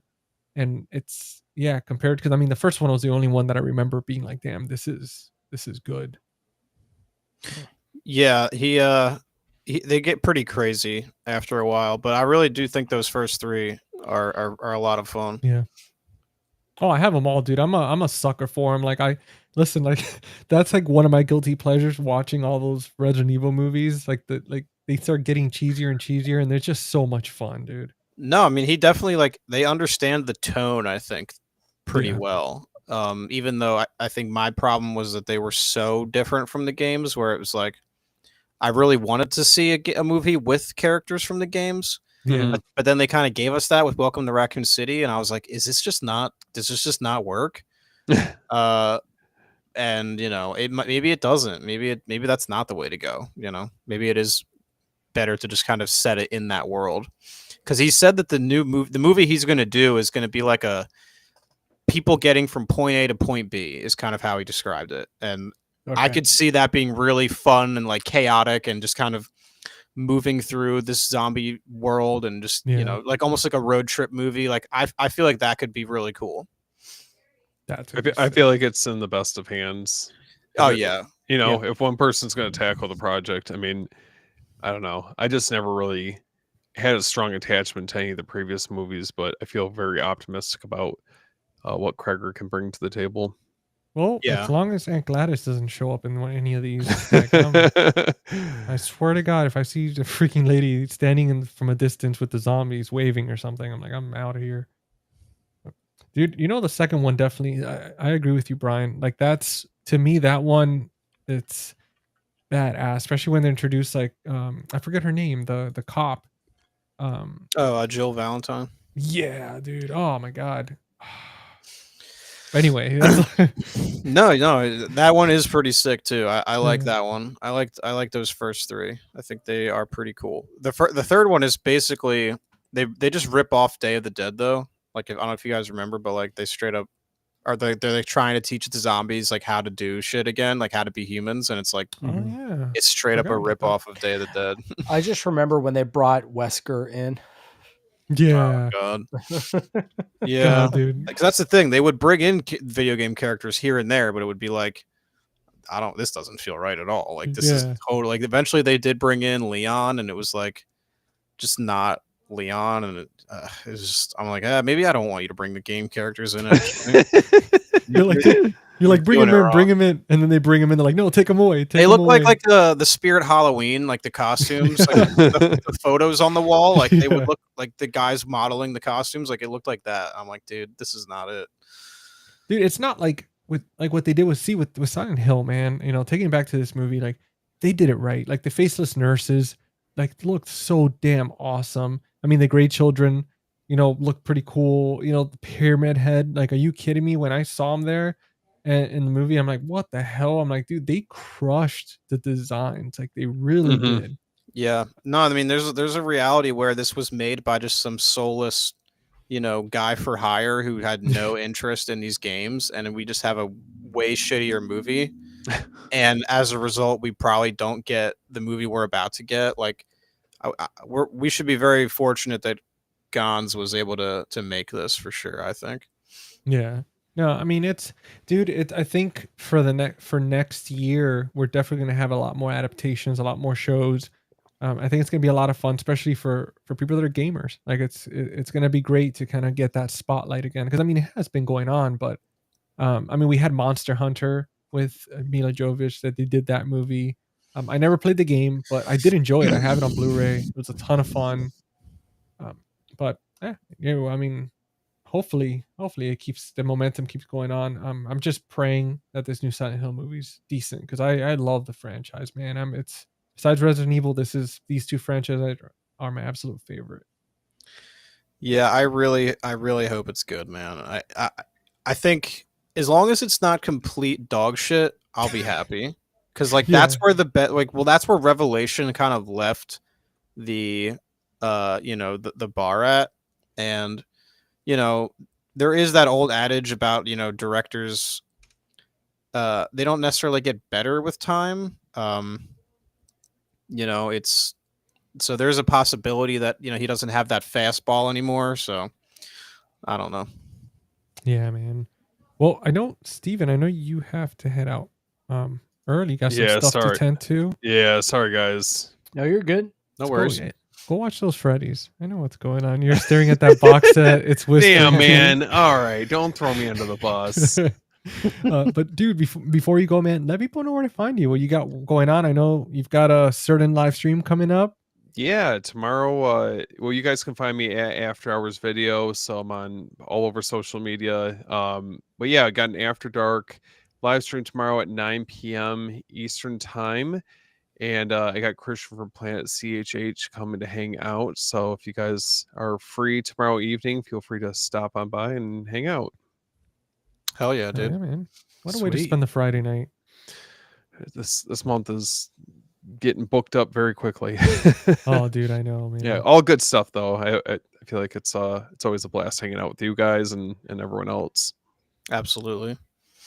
Hell yeah, dude. Well, dude, thank you for coming and hang out, man. We appreciate you. We love you. And guys, go subscribe and follow and like and comment all over Steven's stuff. For the love of Yeah, God. thanks guys. Thank you. I nearly made it out of Silent Hill, and I will catch you guys on the next one. Hell Took yeah. the first bus out of here and Yeah. I'm gone. Yeah, man. All right, guys. All right, we'll catch up soon. See you All right, later, brother. man. Have a See good you, night, man. guys. Good night. Later, man. And then there was 3. We got the primary colors going on here. Oh, I know, man. Look at us, huh? Yeah, we do. What are we doing? We're like Avengers or something, I swear. Dude, hell yeah. Wanna Like the go in there? Infinity Stones. We're gonna punch Pyramid Head in the crotch. Yeah, one thing I like about this movie that I wanted to mention earlier is like I like how the plot even kind of functions on like video game logic. So like Sharon or Rose finds Sharon's creepy kid drawings in the car, and it's like a drawing of the school. So she's like, "Oh, I'll go to the school," and it's like that's such like a video game sort of like the way that you would make progress. You're like you go from these places to place, and you're like, oh, this I have to go to the hospital now, and like now I go to the hospital. And it's like it's just very it's like in a different movie it would be like a bad plot, like bad screenwriting, but like here it's like it's just on brand, and it was definitely intentional, I feel. Yeah, when you're used to like that's one thing I noticed too, man. It's like, oh, a map, okay, or you just start picking things up as you go, like Resident Evil style, where you're like you're adding stuff to your inventory, and she's like, oh, a key, and then she grabs a key, opens the door, oh, a flashlight. Yeah, it's just it's all there. The lighter, like everything is there. It's really cool. Yeah. Well, even down to what the flashlight looked like. I mean, that's like okay. Just the way it looks reminds that's a video game flashlight. It's so weird. Even the flashlight, the way that even though it's been like 20 something years or maybe 30 years, and how the hell does the battery still work? Like there's no way, even after a year, like half a year of the battery sitting, it ends up getting corroded. I just hope in the next movie there's a cutscene where like it pops up and there's slots. So where you see them moving their items around. Oh yeah, like in Resident Evil 4 with the inventory man. Yeah. Yeah, it's like, oh, to delete one, are you sure you will be permanently deleted? Dude, that'd be freaking ridiculous. That would be funny as hell. I feel like I've seen a movie not so long ago that had something like that, but I think it was maybe like a comedy or something, but I don't know if it was Jumanji maybe. No, I don't know. Well, what was that movie? It was all first person, hardcore something. Henry, right? Hardcore Henry. Yeah. Damn, that's another one. That's supposed to like be a video game movie, right? Quote unquote. Or I've never seen that one. I haven't either, but I just know it's basically like a first person, Call of Duty type thing with the guns and stuff. Yeah. First person shooter. I watched it when it first came out. I'm very vague on it, but I do remember the first person. I think he jumps out of a plane or something, and he has like the guns, and you just see his hands and shit. And it was very video game like. I remember enjoying it, so I would have to revisit it and see. But I mean, dude, or the one with Daniel Radcliffe, where his hands are like guns. What was that? Was Guns Akimbo, I think. Yeah. I've never seen that. I don't remember what the word on that one was. That one I saw. I remember it was a lot of fun, and he did really great, dude. Like I was very surprised, because you know how it is with certain actors when you do certain franchises for so long, and you're no matter what you do, that's how they're always going to see you. I always thought for him, it was like no matter what he does, he's always going to be Harry Potter. But he's really proven himself to be an amazing actor. He's played a bad guy in I think it was. Trying to remember which movie it was. He played a bad guy and he did such a great job. He was like a main villain. But for that one, it was really good, dude. And he got in really good shape for it, which was awesome that he like dedicated himself for the role. He has done a good job of distancing himself from Harry Potter. I really like the woman in black. That was one of the first things he did after. Yeah. And that's a really good horror movie. Yep. He was Weird Al. That's right. He was Weird Al too. Yeah. Damn. Yeah, dude, he's been doing good, man. For sure. Yeah. Now I wanna, as we get closer to the end of the episode, I did want to do our notorious rapid fire round. And oh wait, we got someone in here. Hold on, let's see. Well, look at this familiar Oh, face, what's Jordan. going on? What up? What type of game? But I love the movies. I read Jacob's Ladder too, and that's hell yeah. Yeah. So, they definitely like Jacob's Ladder is huge influence for them. Team Silent, also Twin Peaks, like they were saying. So that's what gives Silent Hill its like very uniquely distinct feel. Is it's like it's Japanese developers and it's their take on like Western media. So it's like that's what kind of gives it that sort of surreal quality where it's like it's not necessarily authentic, but there's something very just there's something very distinct about it. It's that combination of the Japanese devs tackling their sort of it's like their interpretation of that media. Yeah, like, and that was something too that I was looking at my notes because you mentioned it earlier, so I didn't say too much of it. But like the Great Children, for example, the symbolic designs drawn from trauma. Mm-hmm. Like when you said it earlier, I was like, damn, like they're really good at designing stuff like that. Like it's very cathartic, very, you feel like watching it and everything that goes on in this type of storyline. It really feels like a massive like hour and something therapy session where afterwards you're like, damn, I feel Yeah, kind of they don't relieved ever after. yeah, exactly. They don't ever say it, but like the Beatles, there's all these like bugs that are in the school. Yeah. Those are supposed to be Alessa apparently doesn't like bugs, and that's like a manifestation of her fear Wow. of bugs. So like everything sort of has a reason for being, which is really cool. Dude, that's what's important, man, when it comes to movies, like those little details that to the average person watching something like that where they're uncomfortable or scared or something and like they don't catch it. But the fact that so much love goes into it that it has that rewatchability every single time you watch something, it keeps changing, it keeps expanding, you keep catching things. Or in this case, like when you do the deep dives or you watch the special features, look at the booklets, you're learning. It's like there's more meaningful stuff into it. It's not just a horror or not just a video game movie, but it's about real life stuff that people deal with. And it just makes it a good conversation piece. And it's just awesome, dude. Like, see, I didn't know that. And it makes me love it even more now. Like just finding something like that out. Yeah, no, it was even though the video like didn't do well, I have such a deeper appreciation for this movie now that it's like Yeah. it was all worth it. Like it was, I learned a little bit about editing, I learned a couple new techniques. I grow a deeper fondness for this movie and it's like, that's ultimately why I do that shit is like, for that kind of experience. Well, thank you very much. Thank you. Yeah. Thank you. That's what we're here for, just we're not just talking movies. We like to go into the deep stuff and really like analyze it and break it down the best we can. I mean, everybody interprets movies differently, and I mean, like for one, I mean, dude, like you said, like with those Beatles and stuff, see, I would have not interpreted it in that way. I was just thinking, oh, that's like some wasteland or something. But yeah, man. No, and the thing about it is, it's like this movie's actually diehard fans. They don't like Pyramid Head's inclusion, and it's not just this movie because other games have done it since. But so Pyramid Head first appears in Silent Hill 2, and he is supposed to be like a direct representation of James Sunderland's like desire to be punished. His internal desire because he has some stuff that happens with his wife, like I was mentioning, and he's very much a flawed character. He's like not a hero necessarily. He's, got some guilt. And so Pyramid Head is supposed to be a manifestation of that.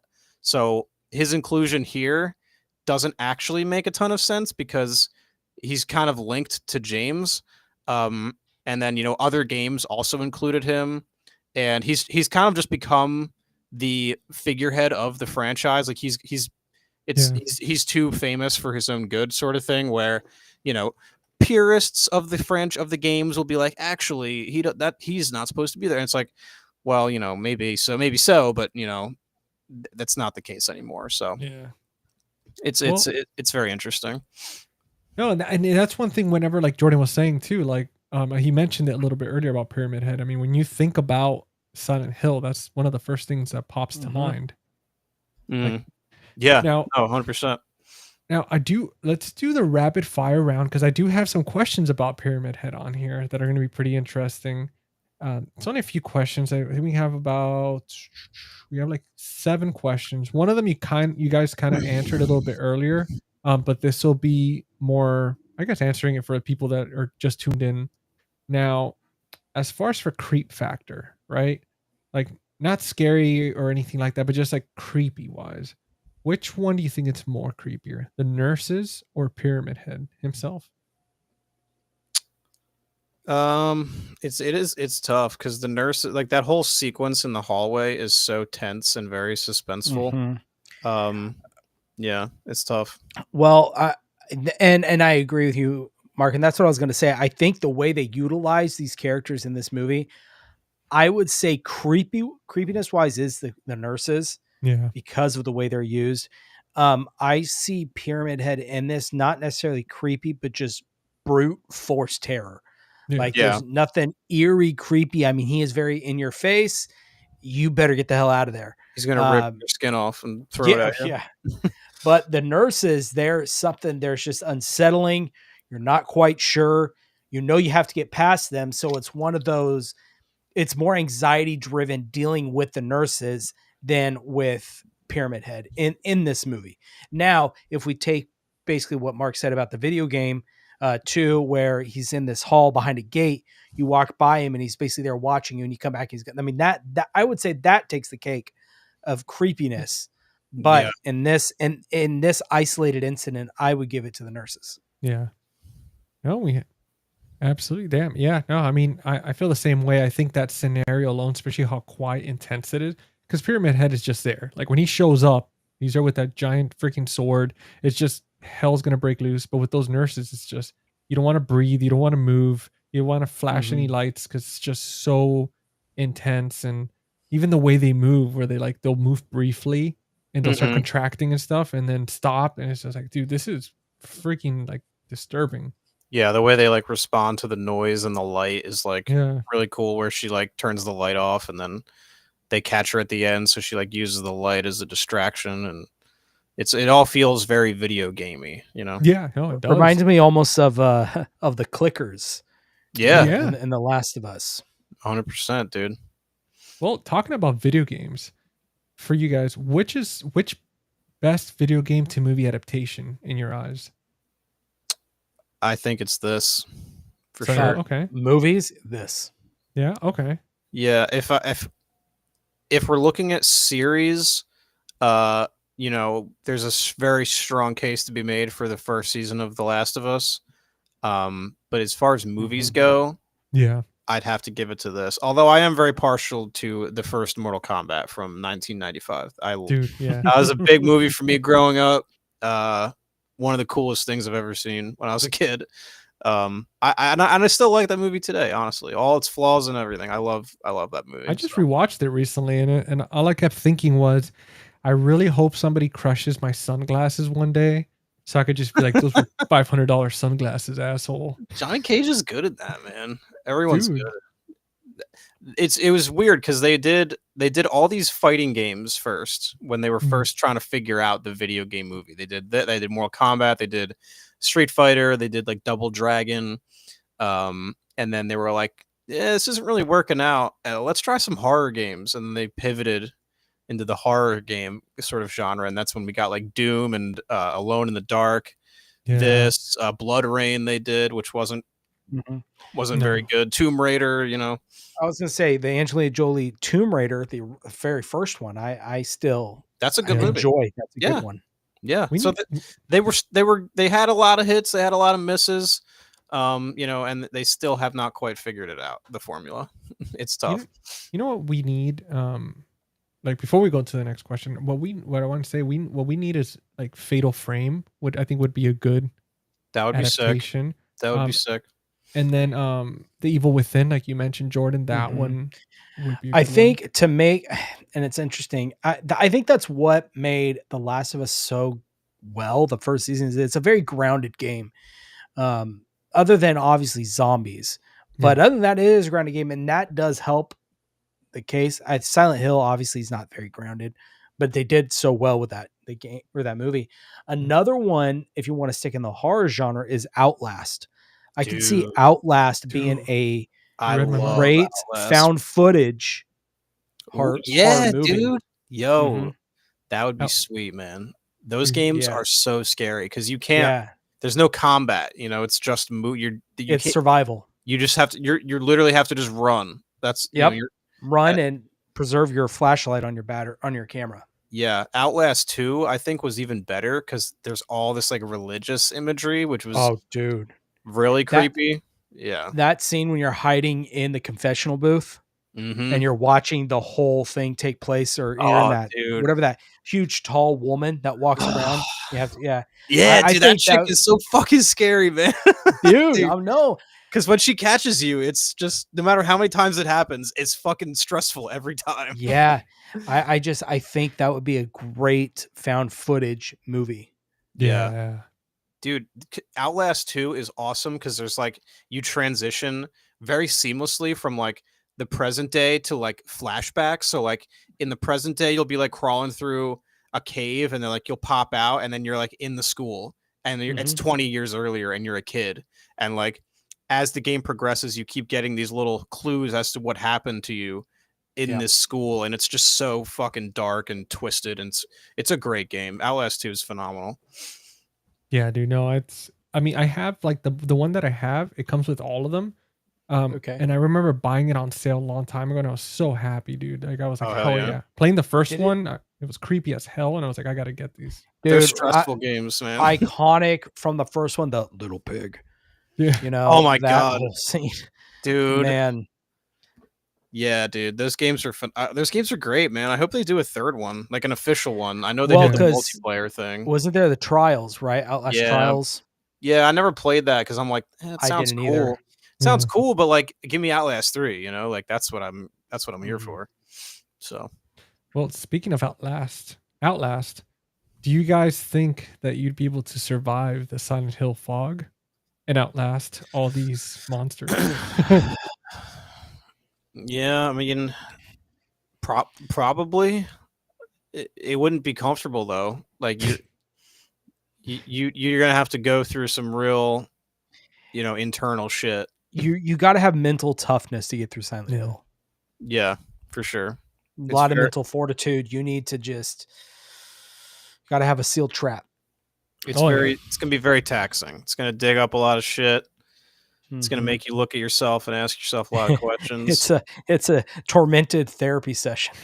That's really what it is, man. That's what those games are. Like the experience of beating one of those games. Like Silent Hill 2 was so fucking scary, and I played it in my other room with the bigger TV that I have, and I would turn all the lights out, and it's such a great experience because that room gets pitch dark, and the PS5 controller, you know how like it'll make sounds occasionally. Mhm. Oh, dude. One of the mechanics in Silent Hill is you have a radio and it starts to like emit static when monsters are nearby. So anytime a monster would nearby, your controller starts to like emit static, and it's such like an immersive experience because it's like it's not coming through your headphones or the TV, like it's literally coming out of the controller. Yeah, that happened to me in Resident Evil 4 remake when just it'd be quiet and then all of a sudden super loud out of the controller. Mm-hmm. So I love feel it. ya. It's one of the cooler things about the PS5, honestly, that they have over Yeah. Xbox is like that level of immersion that you don't get. Oh, absolutely, man. I remember the first time because I have the Xbox One S and I have the PS4, and I remember the first time like I heard that coming out of the controller, and it caught me off guard. I was like, "What the hell?" I was like, "There's sounds coming out of here." I was like, "Holy shit, this is awesome!" Especially playing horror games. It scared the shit out of me too, and I was like, "Oh, that's gonna be fun for the next 20 hours, Yeah. just dealing with Yeah. that." Because I would literally only be able to play an hour or two at a time every night, and after a while, I'd be like, "Okay, that's enough of that," and I would I would enjoy it so much, but you hit a point where you're like, "This is too stressful." There's like a prison level where it's like completely pitch black, and it's just fucking terrifying, and it's so fun. I Dude, love it. you're in the shower, you're like driving or something, and you keep hearing the sounds, and you're like, "All right, I've played too much. I'm too immersed." Yeah, and it would feel great because then I'd be done, and I'm like, okay, let's relax. We got our hour and a half in. Yeah. and everything else just feels like sunshine and rainbows because I'm just glad to be anywhere else but this fucking prison. Yep. Well, speaking of being anywhere else, I wanted to ask you guys best horror town, Silent Hill or Derry from It? They're pretty similar because Pennywise is kind of going to make you go through something Yeah. not unlike what Silent Hill is going to do. He's going to manifest your fears, and that's more or less what Silent Hill is going to do as well. Yeah. But Pennywise is like, I don't know. Well, I know how to take him out though. You just kind of got to make fun of him. So Silent Hill is going to be a lot more difficult. You're going to have to actually do some like work on yourself. Yeah, the thing with Derry though, that's a hard one because even the people you know and love, there's something wrong with them too. So Yeah. it's definitely Silent Hill's just the cult people and Pyramid Head and yourself. Well, Silent Hill is creepy because it's like it's you, it's all the monsters, and then like every now and then you'll run into another normal person, and you'll have just a brief encounter with them before you both go on to your separate ways, and you go and you both get scared by weird shit, and then you run into that person again, and you're like, "This place is fucked up, isn't it?" And you're like, "Yeah, like let's get the hell out of here," and then then you don't see him again for a while. So it's like that is almost even worse because I'm like, every time I run into these people, I'm like, okay, great. How are we going to get separated again? Because it's like, they're not going to let you have them as like a partner because it's like you have to be by yourself. Otherwise, the game, isn't as scary. So they always have some way to kind of make it so that you're on your own again. And it's like, wait, like, let's just stay together. Like, I'd probably rather be in Derry than Silent Hill. Yeah. To me, Silent Hill, I feel like it's a lot more of a horror town, like scarier, just because at least with Derry, there is some normalcy for a while. And then, even though like Pennywise is there, this and that, I mean, there's moments where at least you do get to go to sleep and hang out with friends and stuff like that. But then with Silent Hill, it's like straight up boot camp. It's like you have a few hours where, everything is like destroyed and fog and you're all alone. When we haven't talked about it yet, but when that siren comes on, dude, and and the town starts to shift into the other world, forget it, dude. Because that's so the worst. Funny. So go ahead. No, it's so funny. We were watching that the other night, and we had our windows open. It's really nice outside, and my sound system, I had it up pretty loud.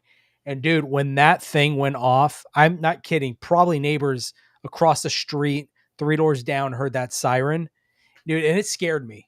It's fucking creepy, right? Yeah, dude. Now imagine you're playing the game and that shit comes on. That shit is fucking scary because like the way the game works is like you'll be in the school and you'll play through the school normally, and like baseline Silent Hill already creepy, but then so you finish that section of the school.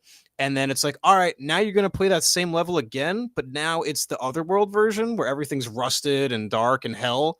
And it's like even worse. And it's like the enemies are worse. And it's like, great. And it's like that happens every level. And it's like, fuck, you hear that siren and you're like, great. Like, I forgot that was the thing because, as if this past hour wasn't already stressful enough.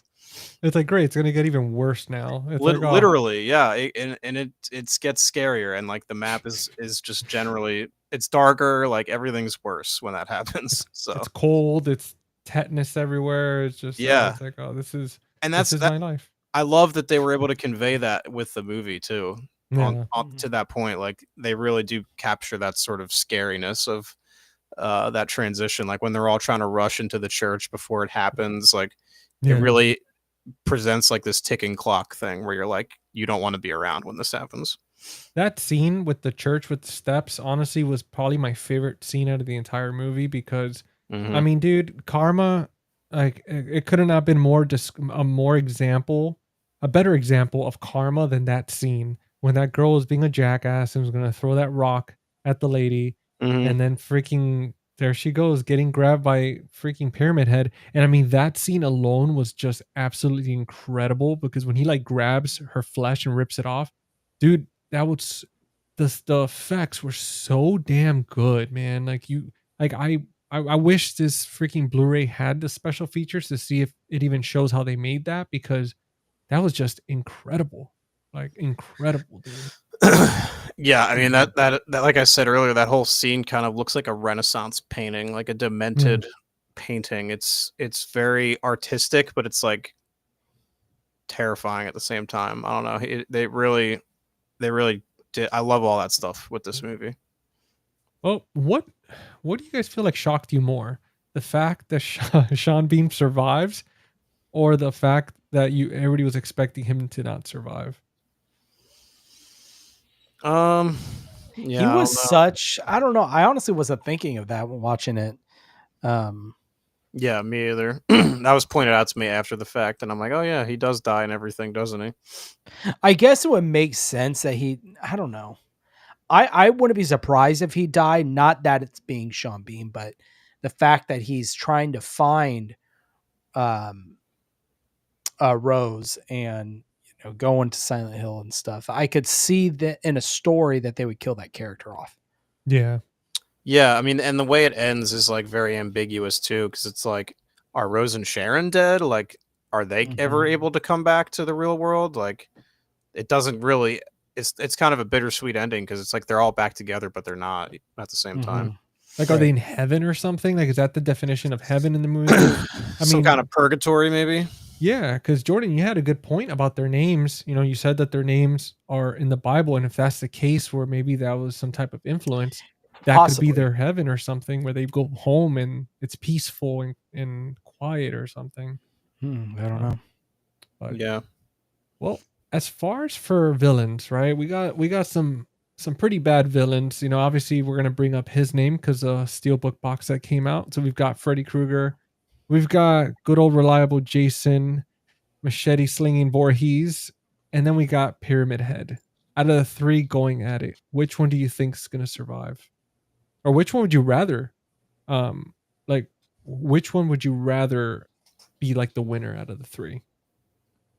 And then whoever wins, you would have to face off that person.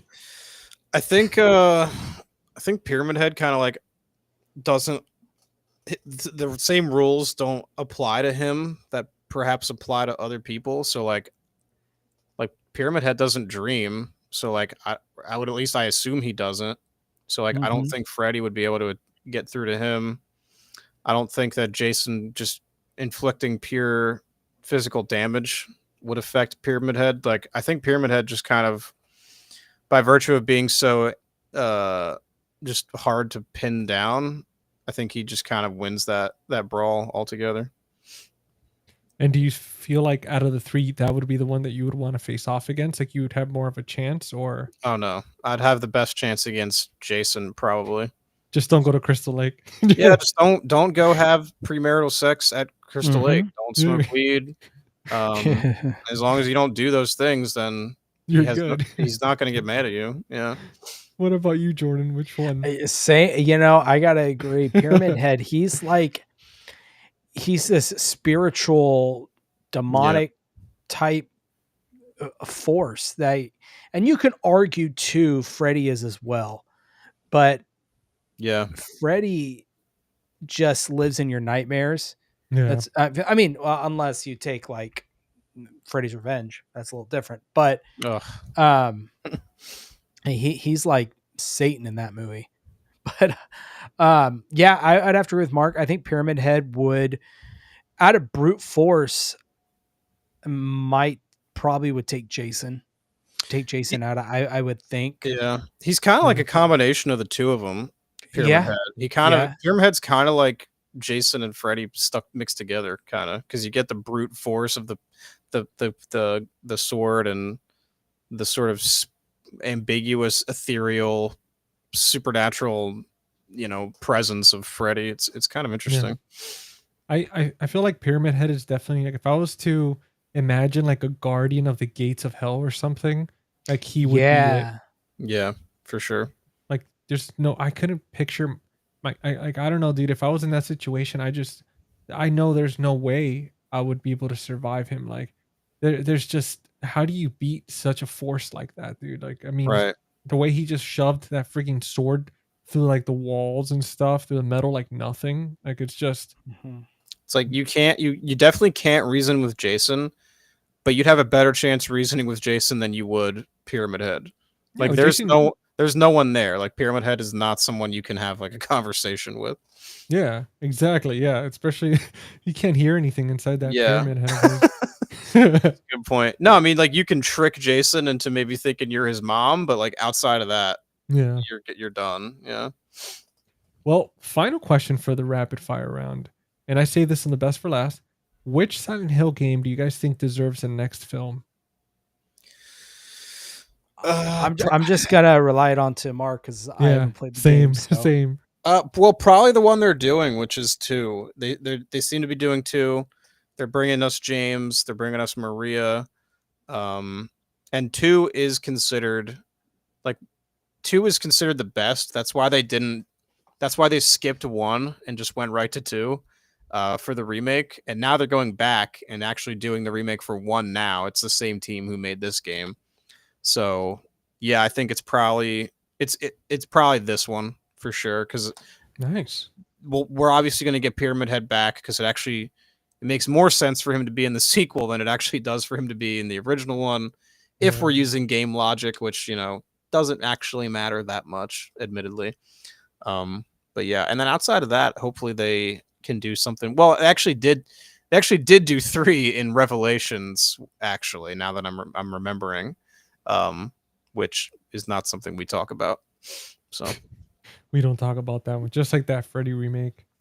I rewatched that 2 nights ago. It actually has some interesting ideas. But for everything it has going for it, it has like 2 more things going against it, I think. Yeah. I definitely think if they would have gone the direction of, which we talked about it, and Jordan and Steven and I, we talked about it, and when we did the Nightmare on Elm Street Cinema Rewind, but with the remake, if they would have kept Freddy in the shadows, I think it would have been, because a lot of the cinematography, a lot of the stuff that it had in it was good. It was just if they would have kept him more in the shadows, and they could have used Robert Englund's voice, maybe. I think it would have been they would have made him a little darker and stuff. It would have been a lot better compared to just having him like showing his face so much the way they did, because it's hard, man. It's not like a Jason or Michael Myers where it's just a mask.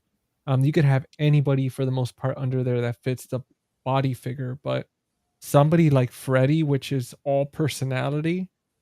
How do you there's nobody out there that's going to be able to come close to what Robert Englund did. I actually thought Jackie Earle Haley was good. He's not even the 10th worst thing about that remake, in my opinion. I thought he was fine, because the tone of that movie is actually what it should be, which is like they're actually trying to be scary, which is not the case for 4, 5, and 6. Freddy's Dead, like the way they light him and everything is so flat, and the makeup just looks like it's Englund wearing like a mask of his own face. But Freddy's Dead, for example, Freddy's Revenge, excuse me. They're still lighting him like in shadow, like you can't quite get such a great look at him, and even his voice is like deeper. It feels like he's trying to be scarier. So if anything, I actually thought the remake was closer to where we should be, but still obviously very flawed. Yeah.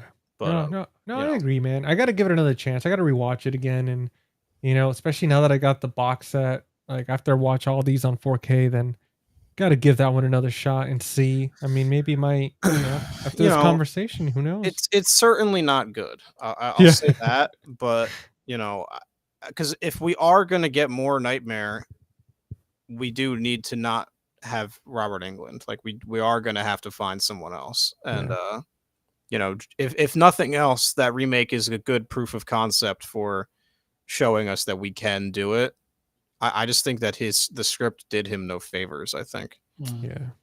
No, that's true. So a lot of times I wasn't a fan of the makeup that Jackie Earle whatever her name is. It's very CGI. Well, and it was almost too. It's like a mix. It was almost too on the nose as a burn victim.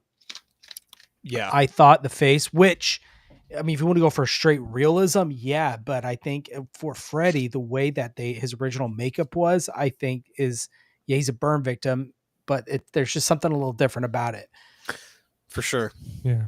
No, I agree with that 100%. It's almost like, I don't know. It's you do get the burn victim sense, but then it's like you just said. It's like there's this other quality to it that you can't quite pin down, and it makes it even better.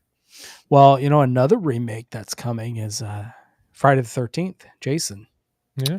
Hopefully that's good, man. So, and there's talks. I don't know if you guys are wrestling fans.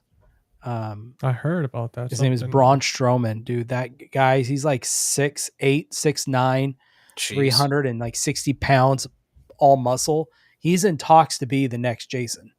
Jesus. So he would definitely be our biggest Jason we've ever had. Jeff, thanks for hanging out with us, man. Yeah, man. Hope everything's going well. Man. Yeah, man. And now, as far as for movie ratings, this is one of the final pieces to the puzzle here. We go by Letterboxd on here. Looking at the recent Letterboxd, it's at a 2.7 out of 5, which is crazy to me for this film. I mean, I get it.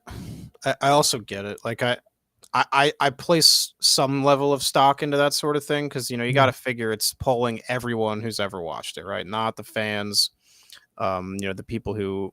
And even if you're a big Resident Evil or a Silent Hill fan and you still don't like the movie, like that's still valid. Like I wouldn't fault you for that, but a lot of people are just kind of looking at it as a horror movie, and some of that stuff is getting lost in translation.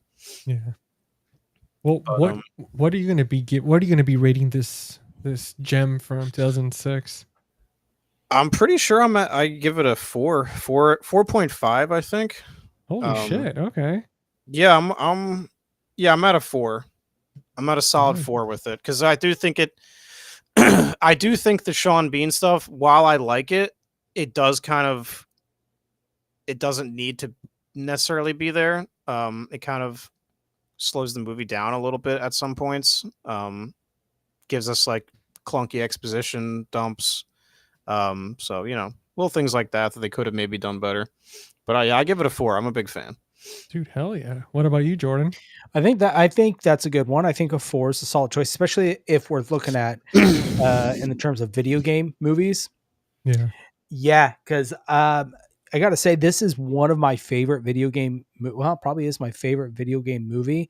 It was done, and like I said, it toes that line very well of being a movie, but yet feeling like a video game, and not in a way that it's cheesy and a little bit corny.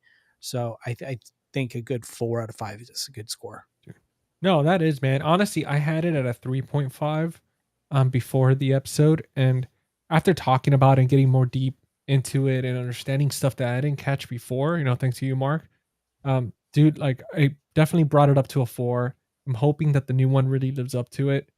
And I mean, guys, like I mentioned earlier, if you haven't already, make sure to check out Mark's video when he does like a really sick deep dive on this franchise. I just put the link in the description for the live stream, but I also put it in the chat right now.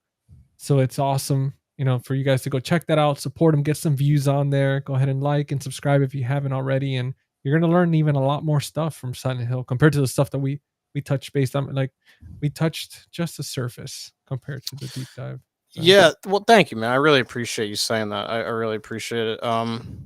Yeah, I'm super happy to have gotten to sit down with you guys and really get into it and get some.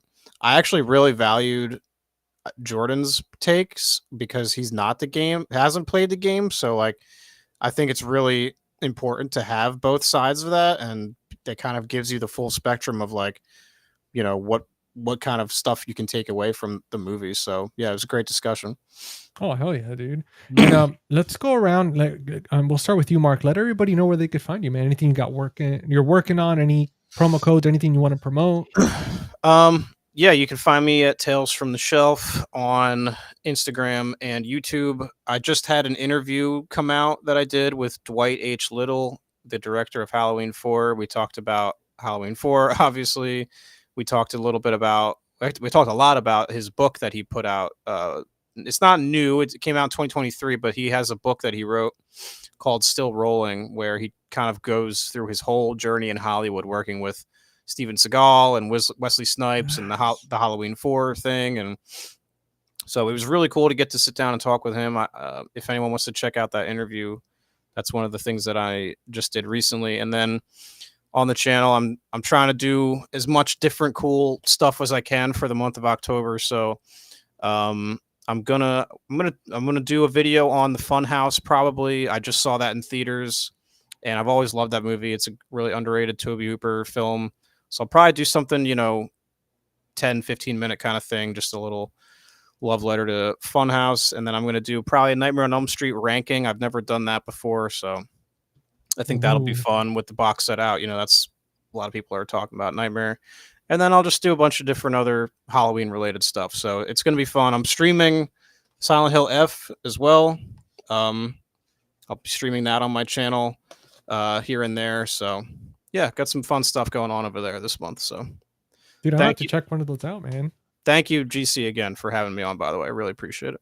Dude, it was a blast, man. And dude, listen, you're coming back again, man. I already can't wait, dude. Yeah. Someone else can yap for that one, and I'll sit and not talk as much during this one. Listen, man, I love that. Like, I mean, that's the thing about having guests, man. I mean, like allowing you to do your thing, man, and talk about things that you're passionate about highlights you, and it helps bring the community together, build the following, expose you to people that follow us or subscribe to us, and vice versa. I mean, dude, it's awesome, man. I mean, I learned we got to talk about one of my favorite horror movies, video game adaptations, and I learned so damn much from you, from like a lot of, like, again, like those, like when you were talking about like the Beatles, the Bugs, and like what they meant, and especially for like the kids as well, like those creature design and like what it really meant and all that. It's like, dude, it's so sick, man. The stuff that I didn't even watching today, I still would have not caught probably for like another 2 or 3 times of watching that movie. So that's awesome. Hell yeah, man. Well, thank you again very much. I appreciate it. It was a lot of fun. And what about you, Jordan? I know you got some stuff cooking. Always got something going on. Yeah, you guys find me over at the Movie Den on YouTube and Instagram. Just got done doing a stupidly huge unboxing video of a bunch of stuff. It wasn't planned. I didn't plan on doing it until I got home from work and I saw 9 boxes on my front door. So that became that video. But yeah, you can find me over there. We're coming up here pretty soon. Right now, we're just trying to get someone in the works for our 1981 episode of Fear by Year coming up. So be on the lookout for that. That's coming up this month. Also be on the lookout. I know I got to get the teaser out. Just been so busy. The week of Halloween, we have something really special planned. And I think you guys are going to really like it. Literally Monday through Friday, there's going to be something going on. So get prepared for that. And yeah, GC kind of flashed it a second ago. The Movie Room. Yeah. That's I partner with them. You use my discount code MovieDen10 or that QR code right there. I'll get you over there. Amazing couple over there, Michael and Deb. They they really take care of you. Awesome selection of titles, and go support a small business. And I know I love them. So not much else to say, but just go check out my channel if you haven't. Dude, I mean, and you forgot to mention that sick unboxing reaction video that you did for the Night of the Living Dead. Well, he did that one too, but Nightmare on Elm Street 4K steelbook box set, guys. Yeah, that ended up being my best performing video ever on my channel. So thank you guys for supporting, coming out, checking it out, and loving the heck out of it. So I really appreciate it. Oh yeah, guys. Dude, I think Jordan was one of the first people who got it, because like even on Instagram, like you were one of the first, because I knew once that day came around, I'm like, this is when the floodgates are going to open and you're going to start seeing all the pictures. And yours was the first one I saw with all the steelbooks on top of the set, and I was like, oh yeah. I'm like, this motherfucker got his early. I'm like, dude, he broke the news, man. Yeah, I was so shocked, and I remember I told my wife when I got the shipping notification that was coming. I said, man, I sure hope I'm the first, because I'm gonna milk this, and I'm going for it. No, I mean, Sometimes you got to do what you got to do. But people want to see that shit because they're like, Yeah. that's what's going to help them decide if they want to get it or not. So like, yeah, you're providing a real service. I wouldn't call it milking it at all, dude. I really yeah, wouldn't. that's true. So, I wouldn't. but Yeah, dude. yeah, man. Yeah. Well, guys, if you're whoever is watching this episode, either you're watching the recording, you're watching live, either you're watching it on Steven's channel or Jordan's or mine. But if you're not, make sure to subscribe. Find me on Face the Movies on YouTube or Instagram. You can follow me on Letterboxd as well. I've been pretty active there. I've been trying to be really good with rating my movies and all that stuff. Some of them reviewing them. But yeah, definitely YouTube and Instagram is a place to find me.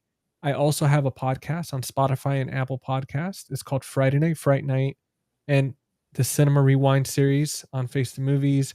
So we're doing both every week. For Friday Night Fright Night, every episode comes out Friday.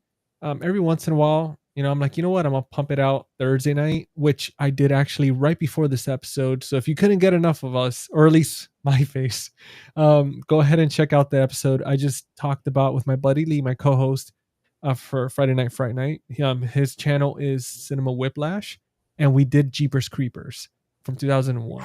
Nice. So, dude, It's a good that one. was a fun episode. So I just put it out. It's live. So if you guys want to check that one out on YouTube, you could watch it. Same format as this. But if not, you could go ahead and listen to it on your drive to work or on your drive home or wherever, in the shower, doesn't matter. But yeah, make sure to go ahead and show some love. And one last thing, guys. If for any reason the movie room doesn't have something you're looking for, they're out of stock or something, we got plenty of codes for you guys. We got Valoria Video.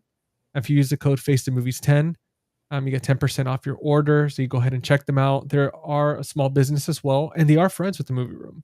Mhm. So it's great that they're supporting each other and just growing and getting us our goods, which is always nice, reliable, unlike other big companies like Yeah, Am- it's nice to Amazon. support guys like this and not Amazon all the time. Yep. Exactly. And they have great deals.